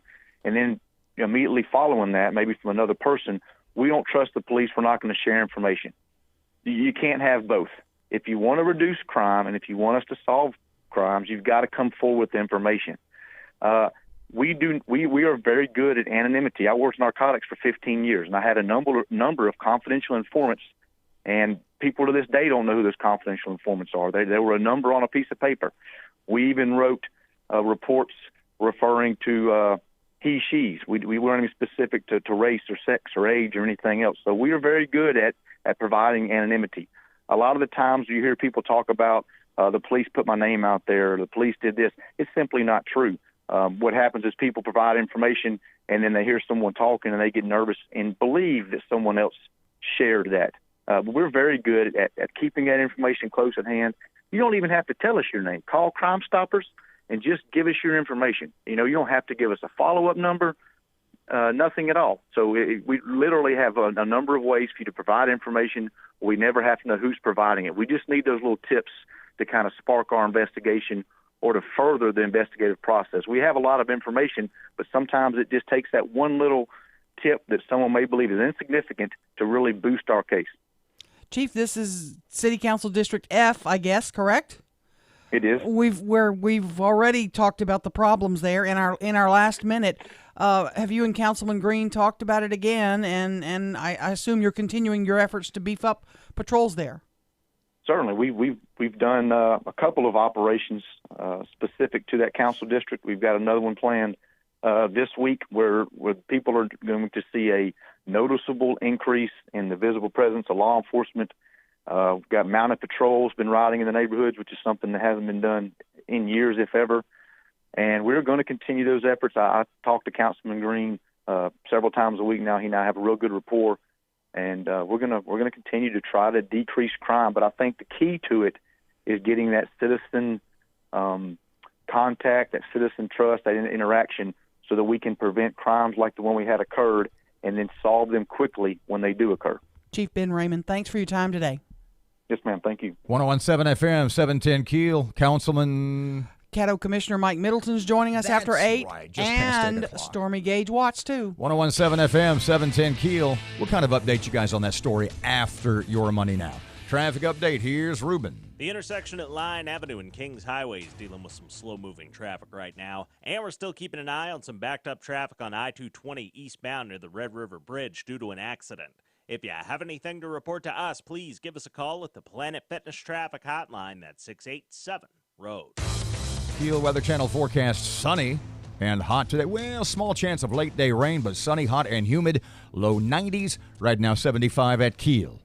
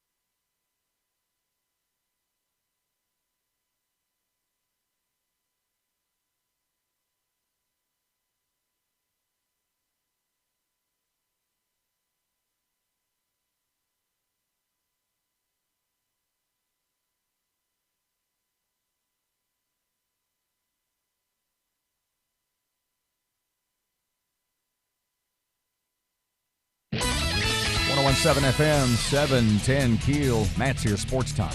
Governor John Bel Edwards announced Monday that the National College Baseball Hall of Fame induction ceremony will take place in Baton Rouge this November. There are even rumblings that a museum could be coming south next. The ageless wonder Vince Carter has decided to retire. The longtime NBA superstar has signed a one-year deal with the Atlanta Hawks and will hang it up at the end of the season. This will be the 42-year-old guard's 22nd season, an NBA record. During Cowboys training camp, Jerry Jones says that he's positive he can get new deals in place for Dak Prescott, Amari Cooper, and Ezekiel Elliott.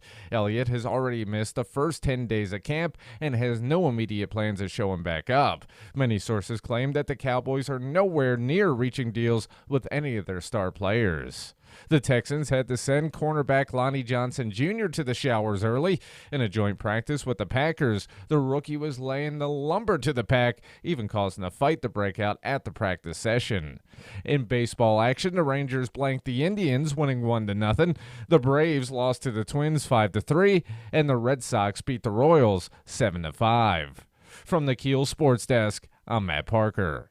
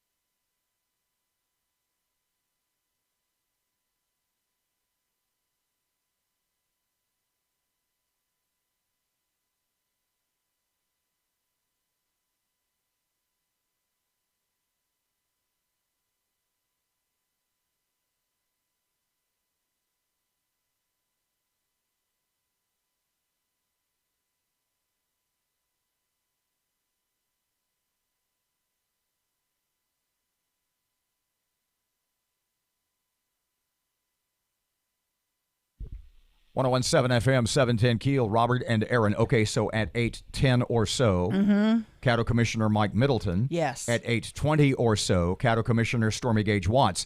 What's this little contest about? Well, since they'll probably be discussing this from different perspectives. They definitely will. Some commissioners walked out. I believe the African-American commissioners walked out of the meeting when Mike Middleton wanted to put an item on the agenda, a resolution, checking out how much the parish gives to non-governmental entities like local nonprofit groups. I have a question, and I guess we can ask Mike this too. Why does any governmental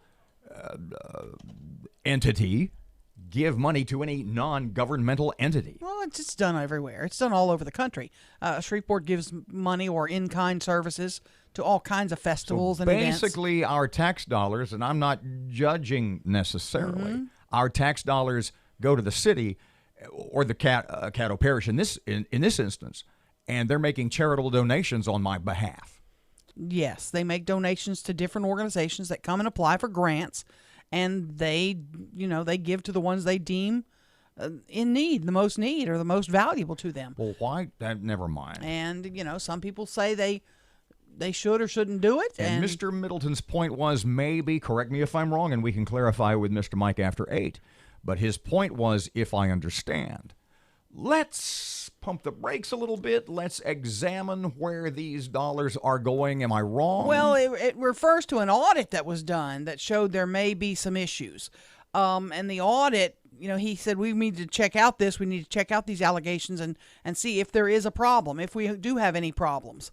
And, that may be if you have a Caddo commissioner who sits on a board of one of these organizations, is it wrong that they gave money to that organization? I don't know. Middleton at 8:10 and Stormy Gage Watts at 8:20. She, one of the ones who walked out. You bet. Meanwhile, here's Hannity on Keel.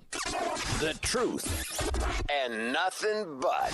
This is the Sean Hannity Morning Minute. And then you got Ocasio-Cortez and I mean, just the same predictable liberals playing the same predictable game and politicizing the same predictable tragedies that happen. Never looking into the deeper cause of, which is multifaceted. There's not one simplistic answer. Al Gore's Earth in the Balance, as dumb as it was not responsible for Ted Kaczynski. Bernie Sanders' dumb socialist ideas was not responsible for one of his supporters to go out there and shoot Republicans playing baseball. The fact that this idiot in Dayton, Ohio turns out to be a socialist Democrat, I don't blame any of the 2020 Democratic presidential candidates for that. Keeping you on the straight path. Later today, it's the Sean Hannity Show.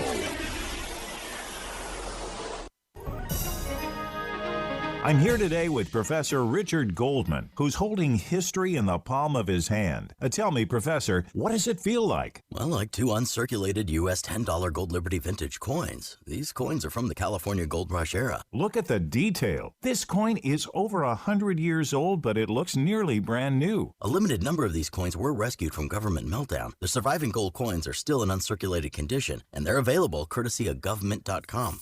How can the public get their hands on these beautiful Gold Liberty coins? Well, to find out how to secure your coins at this exceptional government price, call 1-800-973-3026. But there's a limit of 3 per household. So call now and we'll give you a free Gold Guide plus a bonus Patriots pack, including a 100-year-old U.S. Lincoln cent, just for calling. Call now to get your free Gold Guide, including an actual 100-year-old U.S. Lincoln cent, valued at over $10, free. 1-800-973-3026. That's 1-800-973-3026. Starting to see some slow-moving traffic on I-20 westbound near Spring and Market, and we're still dealing with some backed-up traffic on I-220 eastbound near the Red River Bridge due to an accident. If you have anything to report to us, please give us a call at the Planet Fitness Traffic Hotline, 687-ROAD. A small chance for a pop-up shower or thunderstorm here today. Otherwise, a mix of clouds and sunshine. 95 today. Clear skies tonight and early shower, low 78.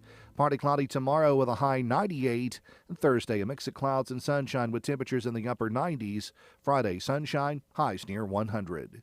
Richard Weddick at the Weather Channel. Breaking news and trending talk. This is 1017 FM and 710 Keel. KEEL, Shreveport.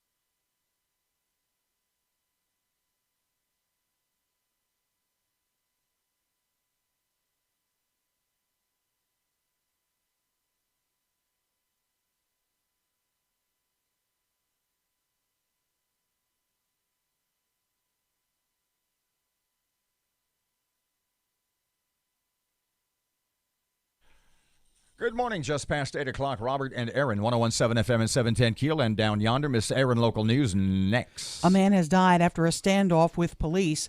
Hope Pharmacy in Shreveport getting medical marijuana today.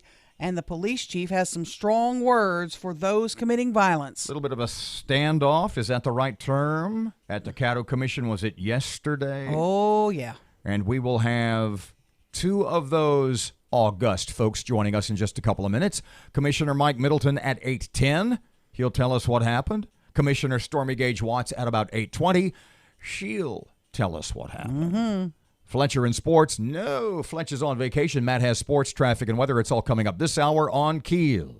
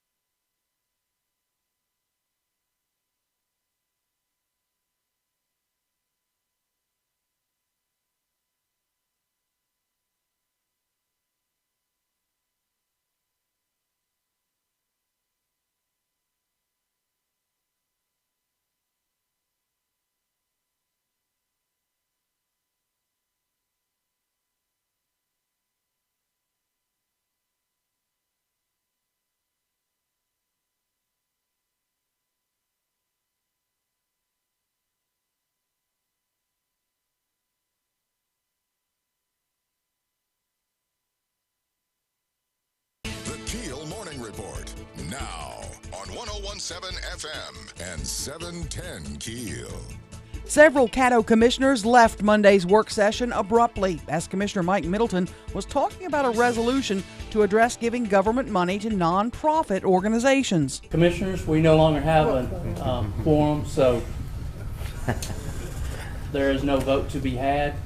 Quite political. The meeting abruptly ended due to the lack of members. One man dead following a standoff with police. Matt Parker has that. A man has died after a standoff with Shreveport police. The incident happened at the Cedar Creek Village Apartments just before 8:30 last night. Police responded to a shots fired call at a residence there. When officers arrived on the scene, a man allegedly locked himself inside and began lighting the apartment on fire. After a while, the SWAT team busted into the apartment and found the man dead inside. Fire crews were able to keep the fire from spreading to other homes. An investigation into the incident is ongoing.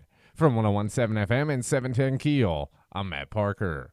Hope Pharmacy in Shreveport, one of Louisiana's 9 approved medical marijuana pharmacies, opens this week. The opening of pharmacies around the state's been delayed numerous times due to testing issues and delays with delivery of the drug. Initially, patients will be able to get an oil in cherry or mint flavor. Hope Pharmacy will officially open for business on Thursday and remain open through the weekend. Shreveport police investigating an early Saturday morning drive-by shooting that left a 1-month-old baby girl dead in the Sunset Acres neighborhood. Police Chief Ben Raymond believes there's someone out there that has details that can lead to an arrest and says they need to come forward. If you have information and you're withholding it from the police, then you are as guilty as the person who fired numerous rounds from a high-powered rifle into a house full of innocent children. I don't know how you can sleep at night. Raymond says his department is leading the effort of community support and citizen engagement to reduce violent crime. Nearly 200 Caddo Parish teachers greeted Monday with a spirit rally, including cheerleaders.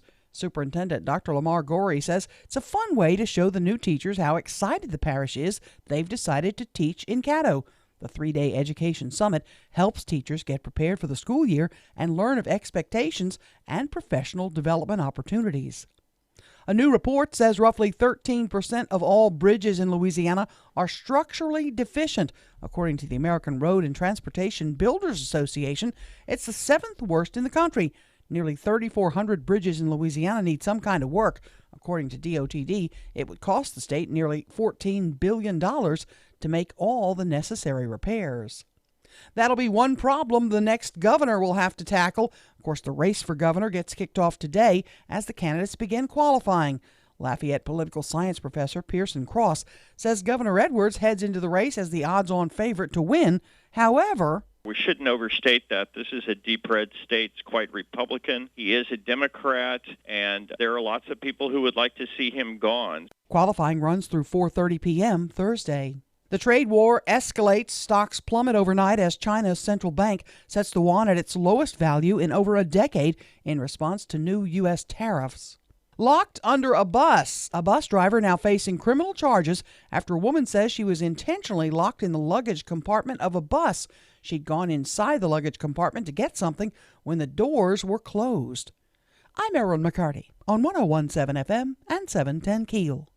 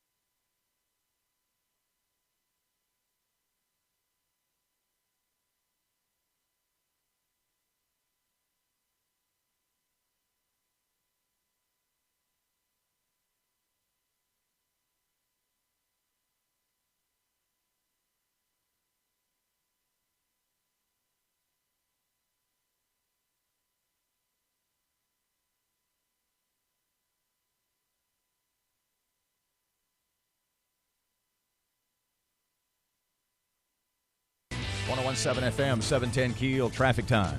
Starting to see some slow-moving traffic on I-20 westbound near Spring and Market, and we're still dealing with some backed-up traffic on I-220 eastbound near the Red River Bridge due to an accident. If you have anything to report to us, please give us a call at the Planet Fitness Traffic Hotline, 687-ROAD. A small chance for a pop-up shower or thunderstorm here today. Otherwise, a mix of clouds and sunshine. 95 today. Clear skies tonight, an early shower, low 78. Partly cloudy tomorrow with a high 98. And Thursday, a mix of clouds and sunshine with temperatures in the upper 90s. Friday, sunshine, highs near 100. Richard Weddick, the Weather Channel.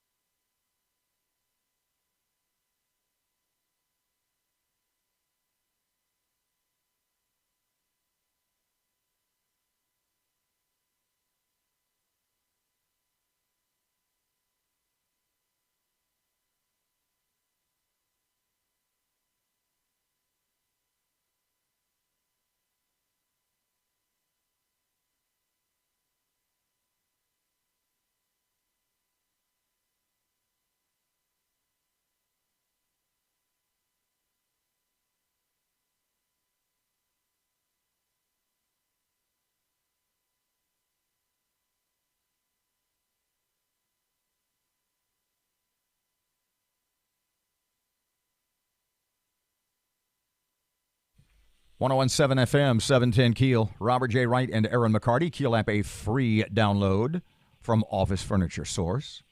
Cattle Commissioner Mike Middleton here for a little bit. Hey, Mr. Mike, welcome back to Keel. Always glad to have you. How you doing today? Good morning. Thanks for the call. Okay, an interesting day at the Cattle Commission yesterday. If you can, and about as succinctly as possible, what did you do, and then what did they do? Okay, a little perspective. First of all, we hired these consultants to come in, pretty much CPA-type folks, come in and monitor different facets of the business of the parish commission. And then one of the things that came up was we need to revamp some things that has to do with the NGOs, the non-government organizations that receive money. And it's some of the screening process and the monitoring process. Well, as the NGO funding goes, the NGOs were required to have their request in by 1 July. Well, the findings of this committee came out after 1 July. And I just thought it was best for us to get in compliance with that. It seems that, we don't have any commitment to any of them at this point. But I just thought it was time. Let's just wait till 2020, get all of our ducks in a row, so to speak, get all of our I's, dotted and T's crossed, and get all that stuff right, and then let's do it right next year, the following year. And so when that came up yesterday, and it was a pretty ingenious way it was done. I'm going to applaud my Democrats for the way they did it. They engloboed many things other than my one particular thing, and my resolution, which was to suspend the 2020 funding for NGOs. And so after everything else was done, the president and all of them just walked out. And a little dereliction from my viewpoint, but I'm sure from their constituents are probably okay with it. When you say that the president, the president and all of them walked out, who walked out? Well, let's see. I don't want to leave anyone out. The president, Commissioner Lyndon Johnson, Lewis Johnson, Lynn Cawthorn, Gerald Bowman, and who am I listening? Stephen Jackson? Let me put it more bluntly. Was it the 6 African-American members of the council who left? Yes, it was. I mean, it just so happens that they're all Democrats. Yes, that's how it happened. So there's no quorum left to deal with your resolution. Right. In fact, I think the president, she was standing up and motioning to the first vice president, which is Mario, to step over and take over. And so she left that with them. And so, it's a walkout, and I applaud them the way they did it, and that left us without a quorum, and that just ends the meeting. Wait a minute, Mike. Mm-hmm. Come on now. I don't applaud anything like that. That's chicken bleep. Well, if they don't like what you have on the agenda, say it. Don't add it to the agenda. Tell you up front. This is kind of a weenie way to do it. I agree with you. To me, it's dereliction. I agree with totally what you're saying, but the way they did it was they did it in a way that was legal, is what I'm saying. But, to me, the president is the one that's supposed to maintain the decorum of the meeting. And at least that person should have stayed. But I understand the reason they did it. I don't like it. But if they could have stayed there, they had the votes to probably defeat it and not even move it forward to Thursday. Yeah. They just wanted to, that's what they should have done, in my opinion. But they had their way of doing it, and that worked for them. But doesn't work necessarily for the citizens of Caddo Parish and representing everyone. Your resolution called for, and correct me if I got it wrong, I thought I heard it right, the suspension of all NGO funding for 2020. I've got that right? That is correct. That sounds to me, and I don't know how much money to NGOs, non-governmental organizations. Isn't it about $1 million? About $1 million. That's a pretty heady amount. And I would imagine all the council people, commission people have their favorites, etc.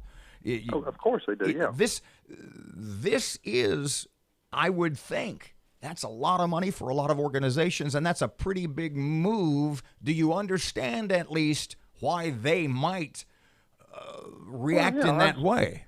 Yeah, I understand the social aspects there, the social aspects of cronyism and nepotism and taking care of your friends and buddies with somebody else's money.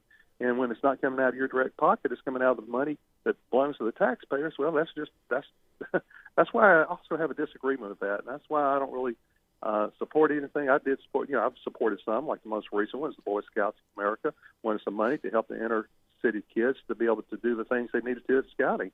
I was guilty on that one, but most of them are not. Like the ones that recently, the $20,000 for the sorority, the shrimp festival. Let's see, what was the Shrimp Fest? I think it was. Crawfest, yeah. Yeah, sure. Okay. And things of that nature. But these people come after the money after the fact that they've already committed to do the project. Oh well, y'all come up with a commission and we'll try to get you some money. And it just works out. It's just working out in the favor of those people to be able to continue that kind of process of giving away money that belongs to the city. Well, Michael, last question. You're not running for re-election. It don't matter to you that these nonprofits are going to be mad because you cut them off because you're not running for re-election. And so you don't have any skin in the game anymore, but you're going to leave all these agencies hurting. Some of them are agencies I really care about too. That's the criticism of you today, right? Well, let's get back to this too. When all this NGO process started years ago before Mike came on board, it was supposed to help seed situations and maybe up to 36 months. When you have the same ones that have been on there continuing years after year after year for their different things, their sororities and fraternities and their little projects, then that kind of defeated the purpose of it to help seed them.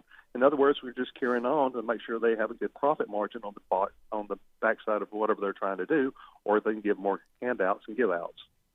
Mike Middleton, Caddo Parish Commissioner. Commission President Stormy Gage Watts is going to join us next. Mike, thanks for your time. Thank you. 101.7 FM, 710 Keel, traffic time. Ruben's ready. Starting to see some slow-moving traffic on I-20 westbound near Spring and Market. And we're still dealing with some backed-up traffic on I-220 eastbound near the Red River Bridge due to an accident. If you have anything to report to us, please give us a call at the Planet Fitness Traffic Hotline, 687-ROAD. A small chance for a pop-up shower or thunderstorm here today. Otherwise, a mix of clouds and sunshine. 95 today. Clear skies tonight and early shower, low 78. Partly cloudy tomorrow with a high 98. And Thursday, a mix of clouds and sunshine with temperatures in the upper 90s. Friday, sunshine, highs near 100. Richard Weddick at the Weather Channel.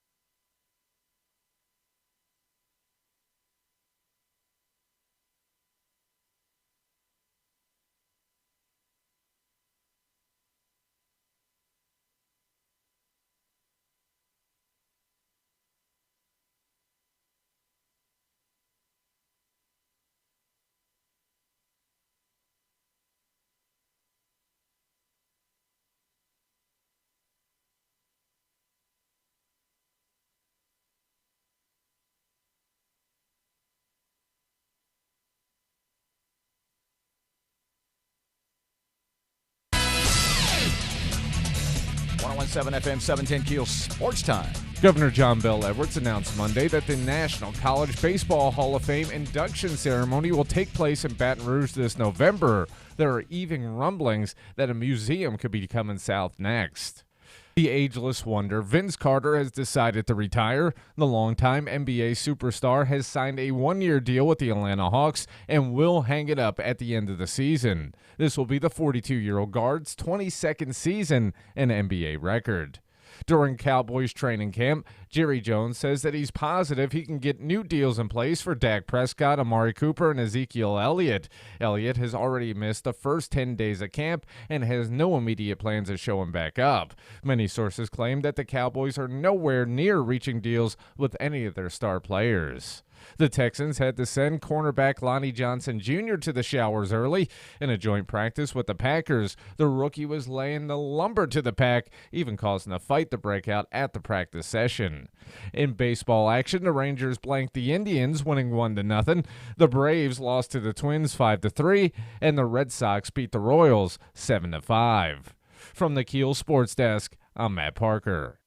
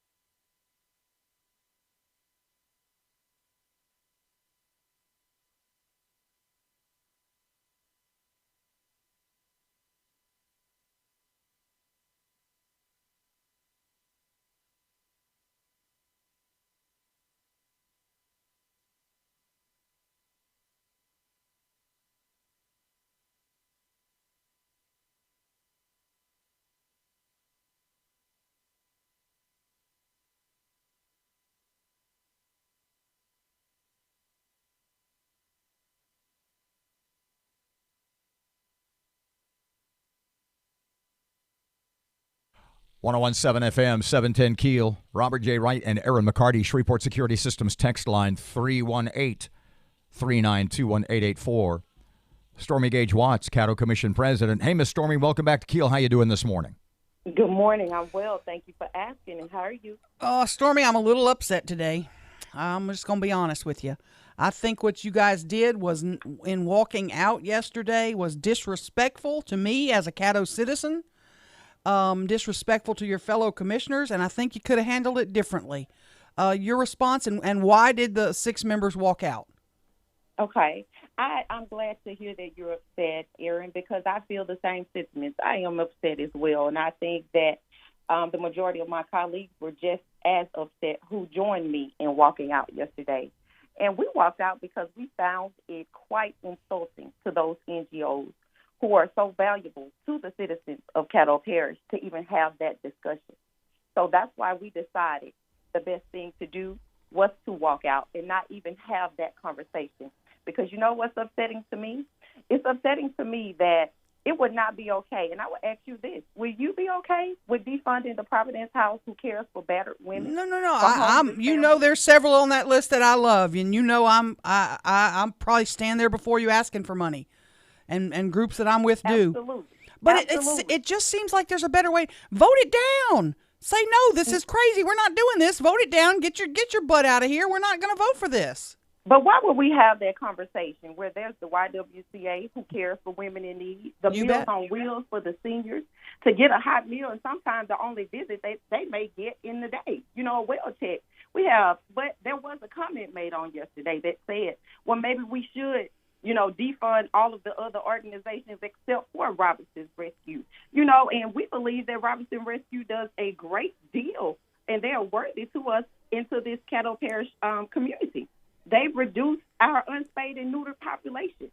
And you got Biomed, EAP. Do you know that the NGOs at one point years ago was facing defunding? And there were department cuts made to make sure that we could continue to fund these organizations. So why would we have that conversation? I don't have an issue with the NGOs. I don't have an issue with Mike Middleton wanting to put that on the agenda. I have an issue with Caddo commissioners walking out and not doing your jobs. That's what I have an issue with. I hope you understand that. No, I believe that the job was done, in my opinion, and I believe that the message was received. Do you think that Commissioner Middleton, let me start from the beginning again. What is wrong with Commissioner Middleton saying maybe we as a group should take a closer look at the way that these NGOs are funded? Obviously, that's not the way you interpreted his motion, his resolution, right? Well, that's not what the resolution read, to my recollection. The resolution read to suspend all NGO funding. That is what the resolution read. It did not have anything about making a discussion about it because that was never the sentiment. That was never the pulse of that resolution. And I mean, let's be honest about it. It was deeper than just saying, let's look at this organization and find out, how we can do things different. We're about to get ready for budgeting. That the conversation could have been had. That could have happened long ago before putting that type of item on the agenda. Then why not vote on it yesterday? Just put it to bed, put it in a coffin, bury it, as opposed to at further meetings, perhaps Mr. Middleton will bring this up again. And what are you going to do when he does? Perhaps we'll cross that bridge when we get to it. But I think that there have been things said like, we're misusing taxpayers' money. First of all, that gaming revenue is public funds, but not taxpayers' money. That's one of the things that we need to, talk about. So back to my... I'm sorry. I was just going to say, then why not just vote it down? If you had the numbers, vote it down once and for all yesterday. Well, again, the message was sent that we will not insult those NGOs by having this conversation. But we have a proper place for it. We have NGO committees that we could have that conversation in. But the point was to have that conversation, and I was even told yesterday that it was brought forward about some audit findings.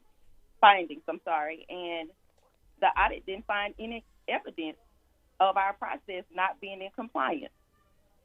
There was over hundreds of applications, and 13 of them were reviewed, with one that was considered incomplete because the signature was missing. Do you anticipate, in wrapping up, that Mr. Middleton will introduce this resolution again?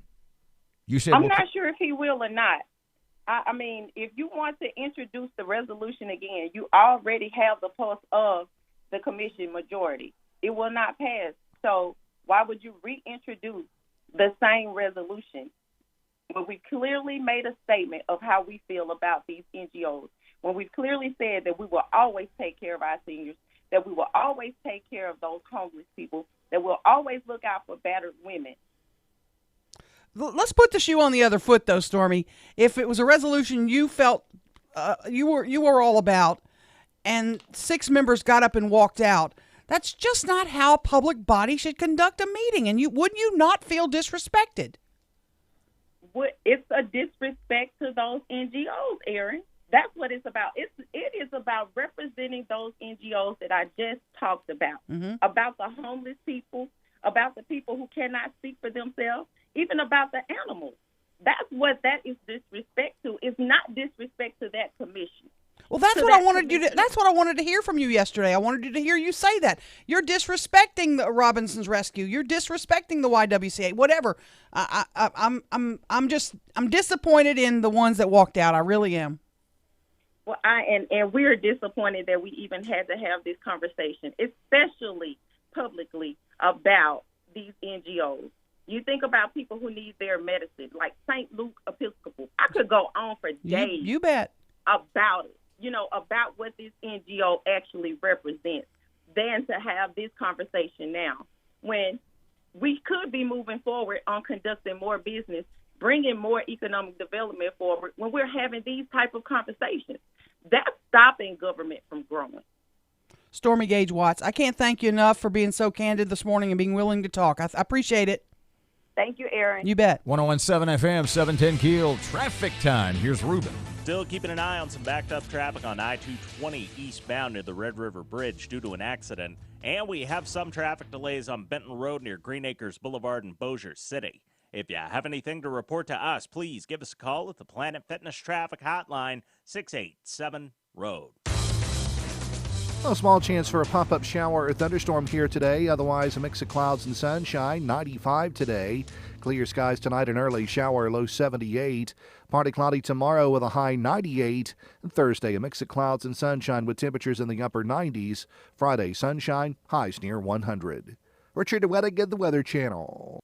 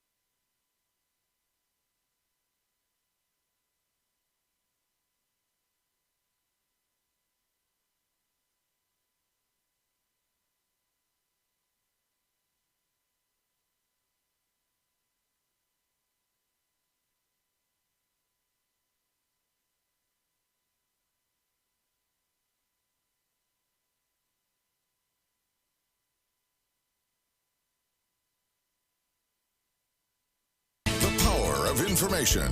KEEL News now. Several Caddo commissioners left Monday's work session abruptly as Commissioner Mike Middleton was talking about a resolution to address giving government money to nonprofit organizations. Commissioners, we no longer have a quorum, so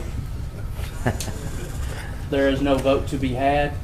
Quite political. The meeting abruptly ended due to the lack of members. One man dead following a standoff with police. Matt Parker has that. A man has died after a standoff with Shreveport police. The incident happened at the Cedar Creek Village Apartments just before 8:30 last night. Police responded to a shots fired call at a residence there. When officers arrived on the scene, a man allegedly locked himself inside and began lighting the apartment on fire. After a while, the SWAT team busted into the apartment and found the man dead inside. Fire crews were able to keep the fire from spreading to other homes. An investigation into the incident is ongoing. From 101.7 FM and 710 KEEL, I'm Matt Parker. Hope Pharmacy in Shreveport, one of Louisiana's 9 approved medical marijuana pharmacies, opens this week. The opening of pharmacies around the state's been delayed numerous times due to testing issues and delays with delivery of the drug. Initially, patients will be able to get an oil in cherry or mint flavor. Hope Pharmacy will officially open for business on Thursday and remain open through the weekend. Shreveport police investigating an early Saturday morning drive-by shooting that left a 1-month-old baby girl dead in the Sunset Acres neighborhood. Police Chief Ben Raymond believes there's someone out there that has details that can lead to an arrest and says they need to come forward.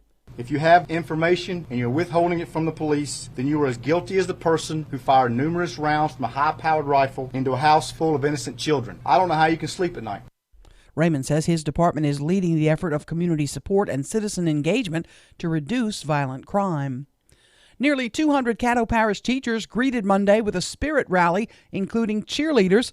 Superintendent Dr. Lamar Gorey says it's a fun way to show the new teachers how excited the parish is they've decided to teach in Caddo.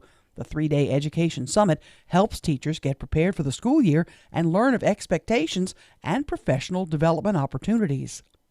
A new report says roughly 13% of all bridges in Louisiana are structurally deficient. According to the American Road and Transportation Builders Association, it's the 7th worst in the country. Nearly 3,400 bridges in Louisiana need some kind of work. According to DOTD, it would cost the state nearly $14 billion to make all the necessary repairs. That'll be one problem the next governor will have to tackle. Of course, the race for governor gets kicked off today as the candidates begin qualifying. Lafayette political science professor Pearson Cross says Governor Edwards heads into the race as the odds-on favorite to win. However, we shouldn't overstate that. This is a deep red state. It's quite Republican. He is a Democrat, and there are lots of people who would like to see him gone. Qualifying runs through 4:30 p.m. Thursday. The trade war escalates. Stocks plummet overnight as China's central bank sets the yuan at its lowest value in over a decade in response to new U.S. tariffs. Locked under a bus driver now facing criminal charges after a woman says she was intentionally locked in the luggage compartment of a bus. She'd gone inside the luggage compartment to get something when the doors were closed. I'm Erin McCarty on 101.7 FM and 710 KEEL.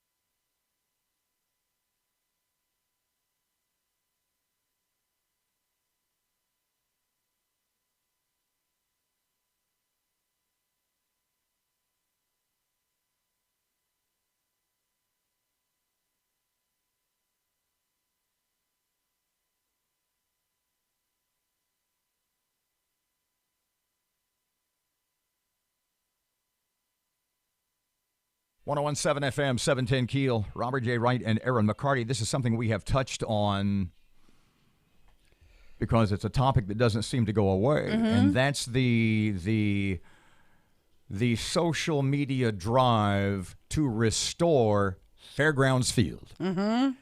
And the latest on that bandwagon is Democrat candidate for House of Representatives, State House, Brian Salvatore. And he had some stuff up last night about this is what we need to do. And he had a picture of Fairgrounds Field as it exists right now. Yes, and I I've think seen his that comment everywhere. was, Yeah. "Oh, Shreveport, you've so broken my heart, disappointed me, whatever." Look, there's a lot of people who wish Fairgrounds Field was in its once heyday, palatial state. You bet. And there's a lot of people who wish we could get baseball back. And there's a lot of people who would love to spend the money, however, to rebuild and restore. One of them who is not, and I would think would be a political ally of Mr. Salvatore's, and that is Cedric Glover. And this is what he wrote about Fairgrounds Field not too long ago. Let's stop lamenting over a baseball stadium that unfortunately has reached the end of its useful life and get focused on fixing and upgrading that which we are actually using. He's talking about Hirsch Coliseum. Mm-hmm. And that has potential to generate even more and greater value and opportunity for our community. Now, good point. I'm just going to make this point for anybody who has seen Brian's or anybody else's statements, comments, posts, blogs about Fairgrounds Field. Right. And here's what I want you to tell whoever it is you talk to about it, and if they think it's a good idea, that's not what we're going to debate, but here are the facts. There are right now 30,000 or so federally protected bats inhabiting Fairgrounds Field. Mm-hmm. They are federally protected by the EPA. Before anything could be done to restore the stadium, which in and of itself would hardly be an insignificant cost. It'll cost some moolah. Before you can lift a finger. You have to relocate the bats. You can't kill them. You can't spray them. You have to find them a new place to live. According to EPA dictum, Mm-hmm. you've got to get the bats. You have to remove and relocate the bats at what is estimated, and this was a year ago, was estimated to be in the range of about $300,000. So, when you're talking to somebody, when you see the posts, when you are debating and or discussing the value of Fairgrounds Field, and that is something that, bluntly speaking, is going to be around for a while. This topic is not going to go away. But the facts are the facts before you do a thing. And the point was made, I think it was by Mr. Bryan. Well, we got $28 million for LSU's locker room. You know what you see for that $28 million of private money? Is an immediate result. You don't know. Let's assume for the moment somebody came in and dropped $5 million to restore Fairgrounds Field. Do you really know? Let me phrase it this way about bringing baseball back. Because the reason there's no baseball there now is because people didn't go. There were no BISs. If we built it, would they come? 101.7 FM, 710 Keel. More on the Mike Middleton, Stormy Gage Watts Caddo Commission. And do we want government to grow? Back and forth in just a couple of seconds. Here's Ruben. Still keeping an eye on some backed up traffic on I-220 eastbound near the Red River Bridge due to an accident. And we have some traffic delays on Benton Road near Green Acres Boulevard in Bossier City. If you have anything to report to us, please give us a call at the Planet Fitness Traffic Hotline, 687-ROAD. A small chance for a pop-up shower or thunderstorm here today. Otherwise, a mix of clouds and sunshine. 95 today. Clear skies tonight and early shower, low 78. Partly cloudy tomorrow with a high 98. And Thursday, a mix of clouds and sunshine with temperatures in the upper 90s. Friday, sunshine, highs near 100. Richard DeWettig, the Weather Channel.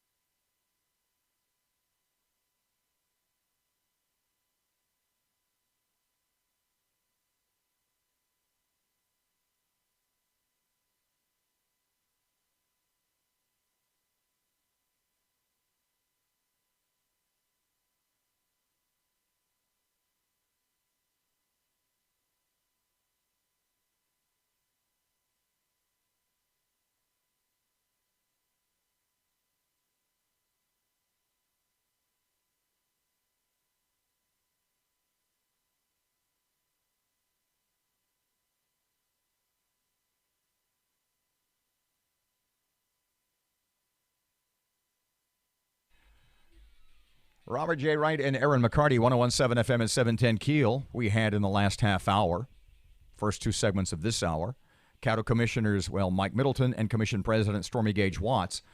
A whole bunch of commissioners got up, walked out when Mr. Middleton wanted to propose an amendment yesterday, a resolution that would have suspended NGO, non-governmental organization funding for nonprofits, Salvation Army, for 2020. Providence House, those kinds of things. This was based on, I would assume, from our conversation, some results, some info that came back from an independent audit that was done. Although there's a bunch of commissioners who have already texted us this morning, and Ms. Watts said to us on this radio station that audit didn't show anything irregular, didn't show anything improper. So what was the point of Mr. Middleton's resolution?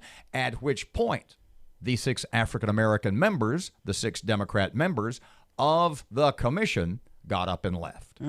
Now, pertaining to our conversation with Ms. Gage Watts earlier this morning. She blew my phone up. You've gotten a whole bunch of texts. We didn't even pay attention to it. Well, maybe we did, but it was the end of the conversation. The first one came and says... Hold on. What did she say?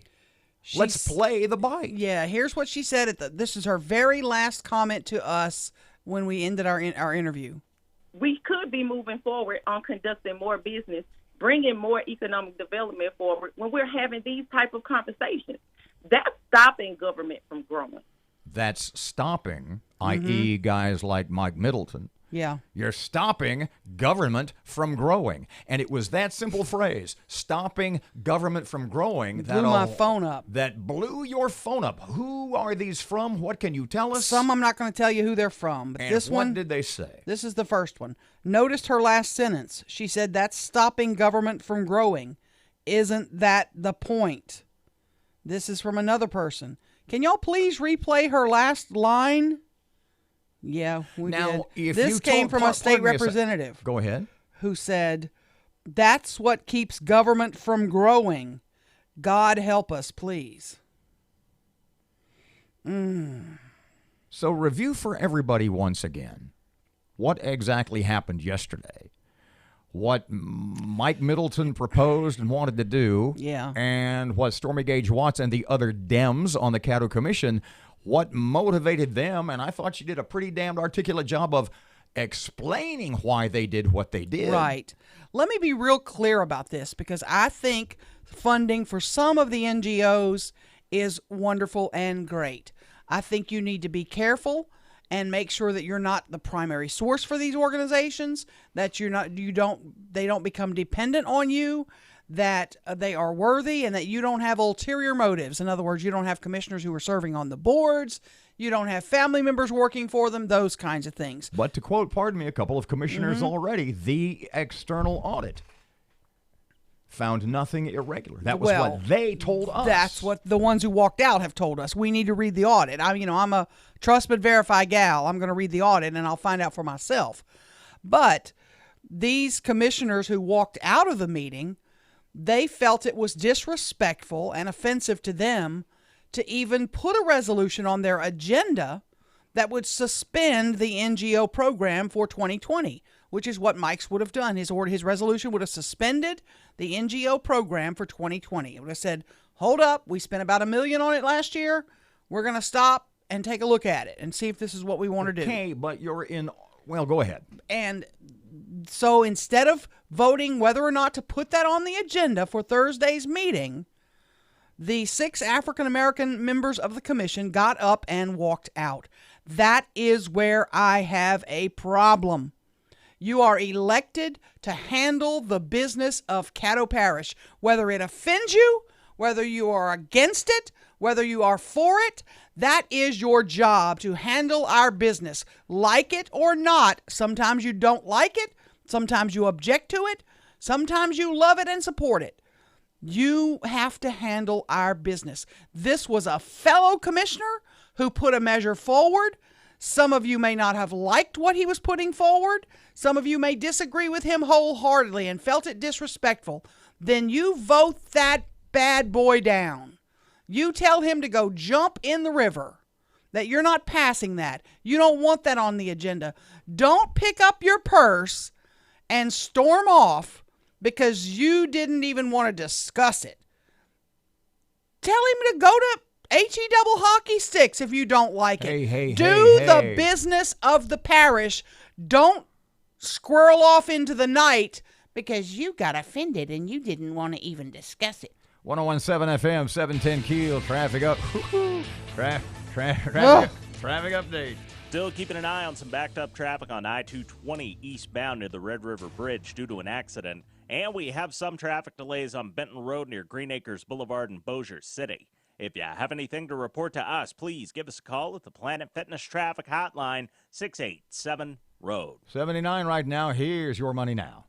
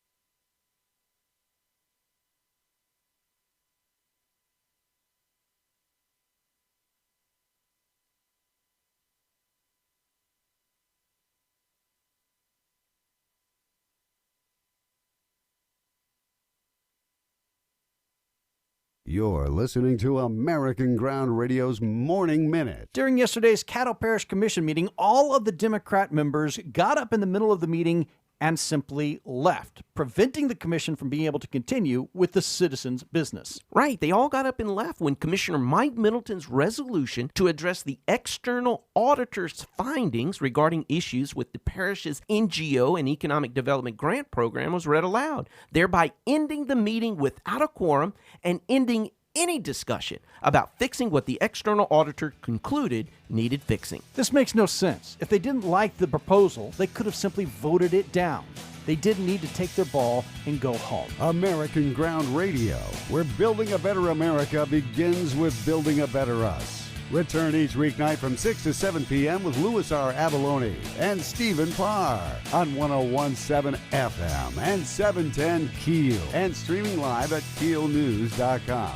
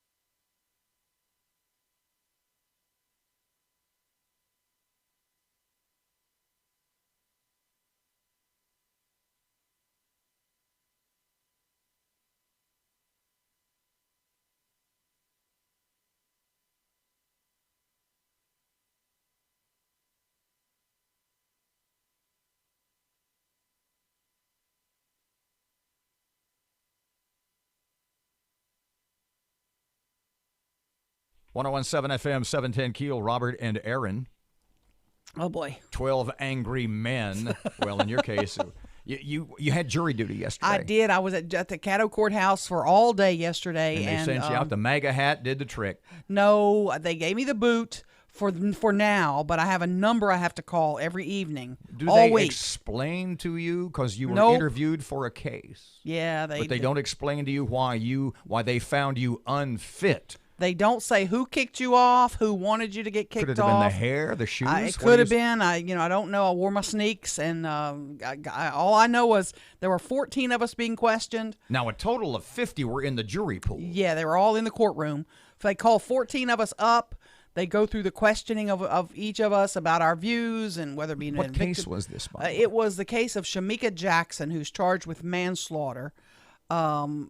It's a case of an elderly truck driver, I guess, who was murdered, and she's charged with manslaughter in that case.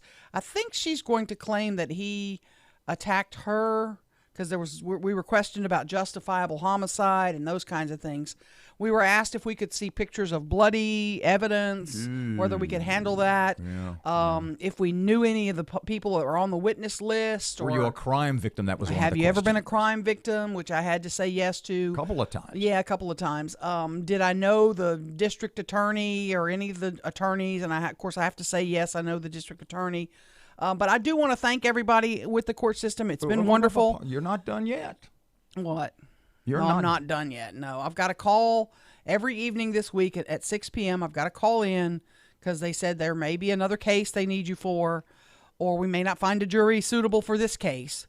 So if we don't have enough we have 12 plus 2 alternates. If we don't find enough. In other words, you weren't removed from jury selection or being a potential juror. Right. I was removed from that specific case. En masse because of your job. In other words, they just didn't say, well, she's on the news every day and she gets her panties in a bunch about a variety of things. And as a result, she's not only unfit for this, but any other jury. They didn't call me unfit for any other jury. They may have said that. They didn't tell it the reasons why. They had us out of the room when they decided she's got to go, he's got to go, she's got to go. So I don't know. So was it the like defense attorney? So it's not like in the movies where the defense lawyer goes, I object to number one. She's got to go. Yeah, he's got. We did have a guy though. I loved his idea. I thought about this because you always go in there thinking I want to get out of this, but then when you get in it, you're like, this would be kind of cool. It would be kind of fun to serve. So what but did one he guy do? goes, I can't judge anybody.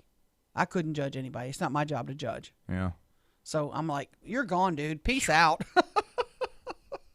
So I'll call back again at 6 o'clock tonight to see if I'm needed. I got a joke for that, but it would offend so many people. I'll tell you off the air, and maybe we can do it tomorrow. Well, I might walk out on you. Watch out. It's a religious joke. 1017 FM, 710 Keel. Here's Kim Commando. This week, it's all digital life hacks, little known secrets only the tech pros know.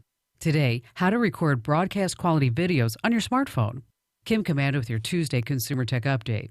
Get more know-how with my free tech newsletters delivered to your email daily. Sign up right now at commando.com. When you record video on your phone, you can do it the lowest quality of 720, or much better, 1080, or stunning 4K. And the more frames per second, the better the quality. If you're using a new iPhone, it's set to automatically record at 1080, and the 4K option is turned off. The next time you're recording something amazing, say a family get-together or a beautiful sunset, go to your camera settings and change the option to 4K. The difference is phenomenal, and so is the file size. After you take the video, upload it to your iCloud account and remove the video from your phone to get that space back. If you need the exact steps, just hit my website today, commando.com. I'm Kim Commando. This school year, kiss expensive ink cartridges goodbye. From kindergarten to college, students, parents, and teachers are constantly having to print. And when you're printing everything from homework to study guides, you need a reliable printer that won't run out of ink right in the middle of your printing session. That's why I use the Epson EcoTank Wireless Color All-in-One Super Tank Printer. It comes with a ridiculous amount of ink, enough to print thousands of pages. It's changing the way people print. It has easy-to-fill, super-sized ink tanks, so you'll make fewer trips to the store, which means less frustration for you. Add the compact EcoTank printer to your back-to-school shopping list so you can just fill and chill. For a limited time, now through September 30th, Get free overnight shipping when you use promo code EcoTankKim at checkout when you buy any EcoTank printer. That's Epson.com/EcoTankKim, and be sure to use promo code EcoTankKim at checkout. Offer valid within the 48 contiguous states. Exclusions apply, subject to availability. Starting to see some slow-moving traffic on I-20 westbound near Spring and Market, and we're still dealing with some backed-up traffic on I-220 eastbound near the Red River Bridge due to an accident. If you have anything to report to us, please give us a call at the Planet Fitness Traffic Hotline, 687-ROAD. KEEL Weather Channel forecast, a few clouds today, small chance of late-day rain, hot, humid, highs in the 90s, right now 79. Breaking news and trending talk. This is 101.7 FM and 710 KEEL. KEEL, Shreveport.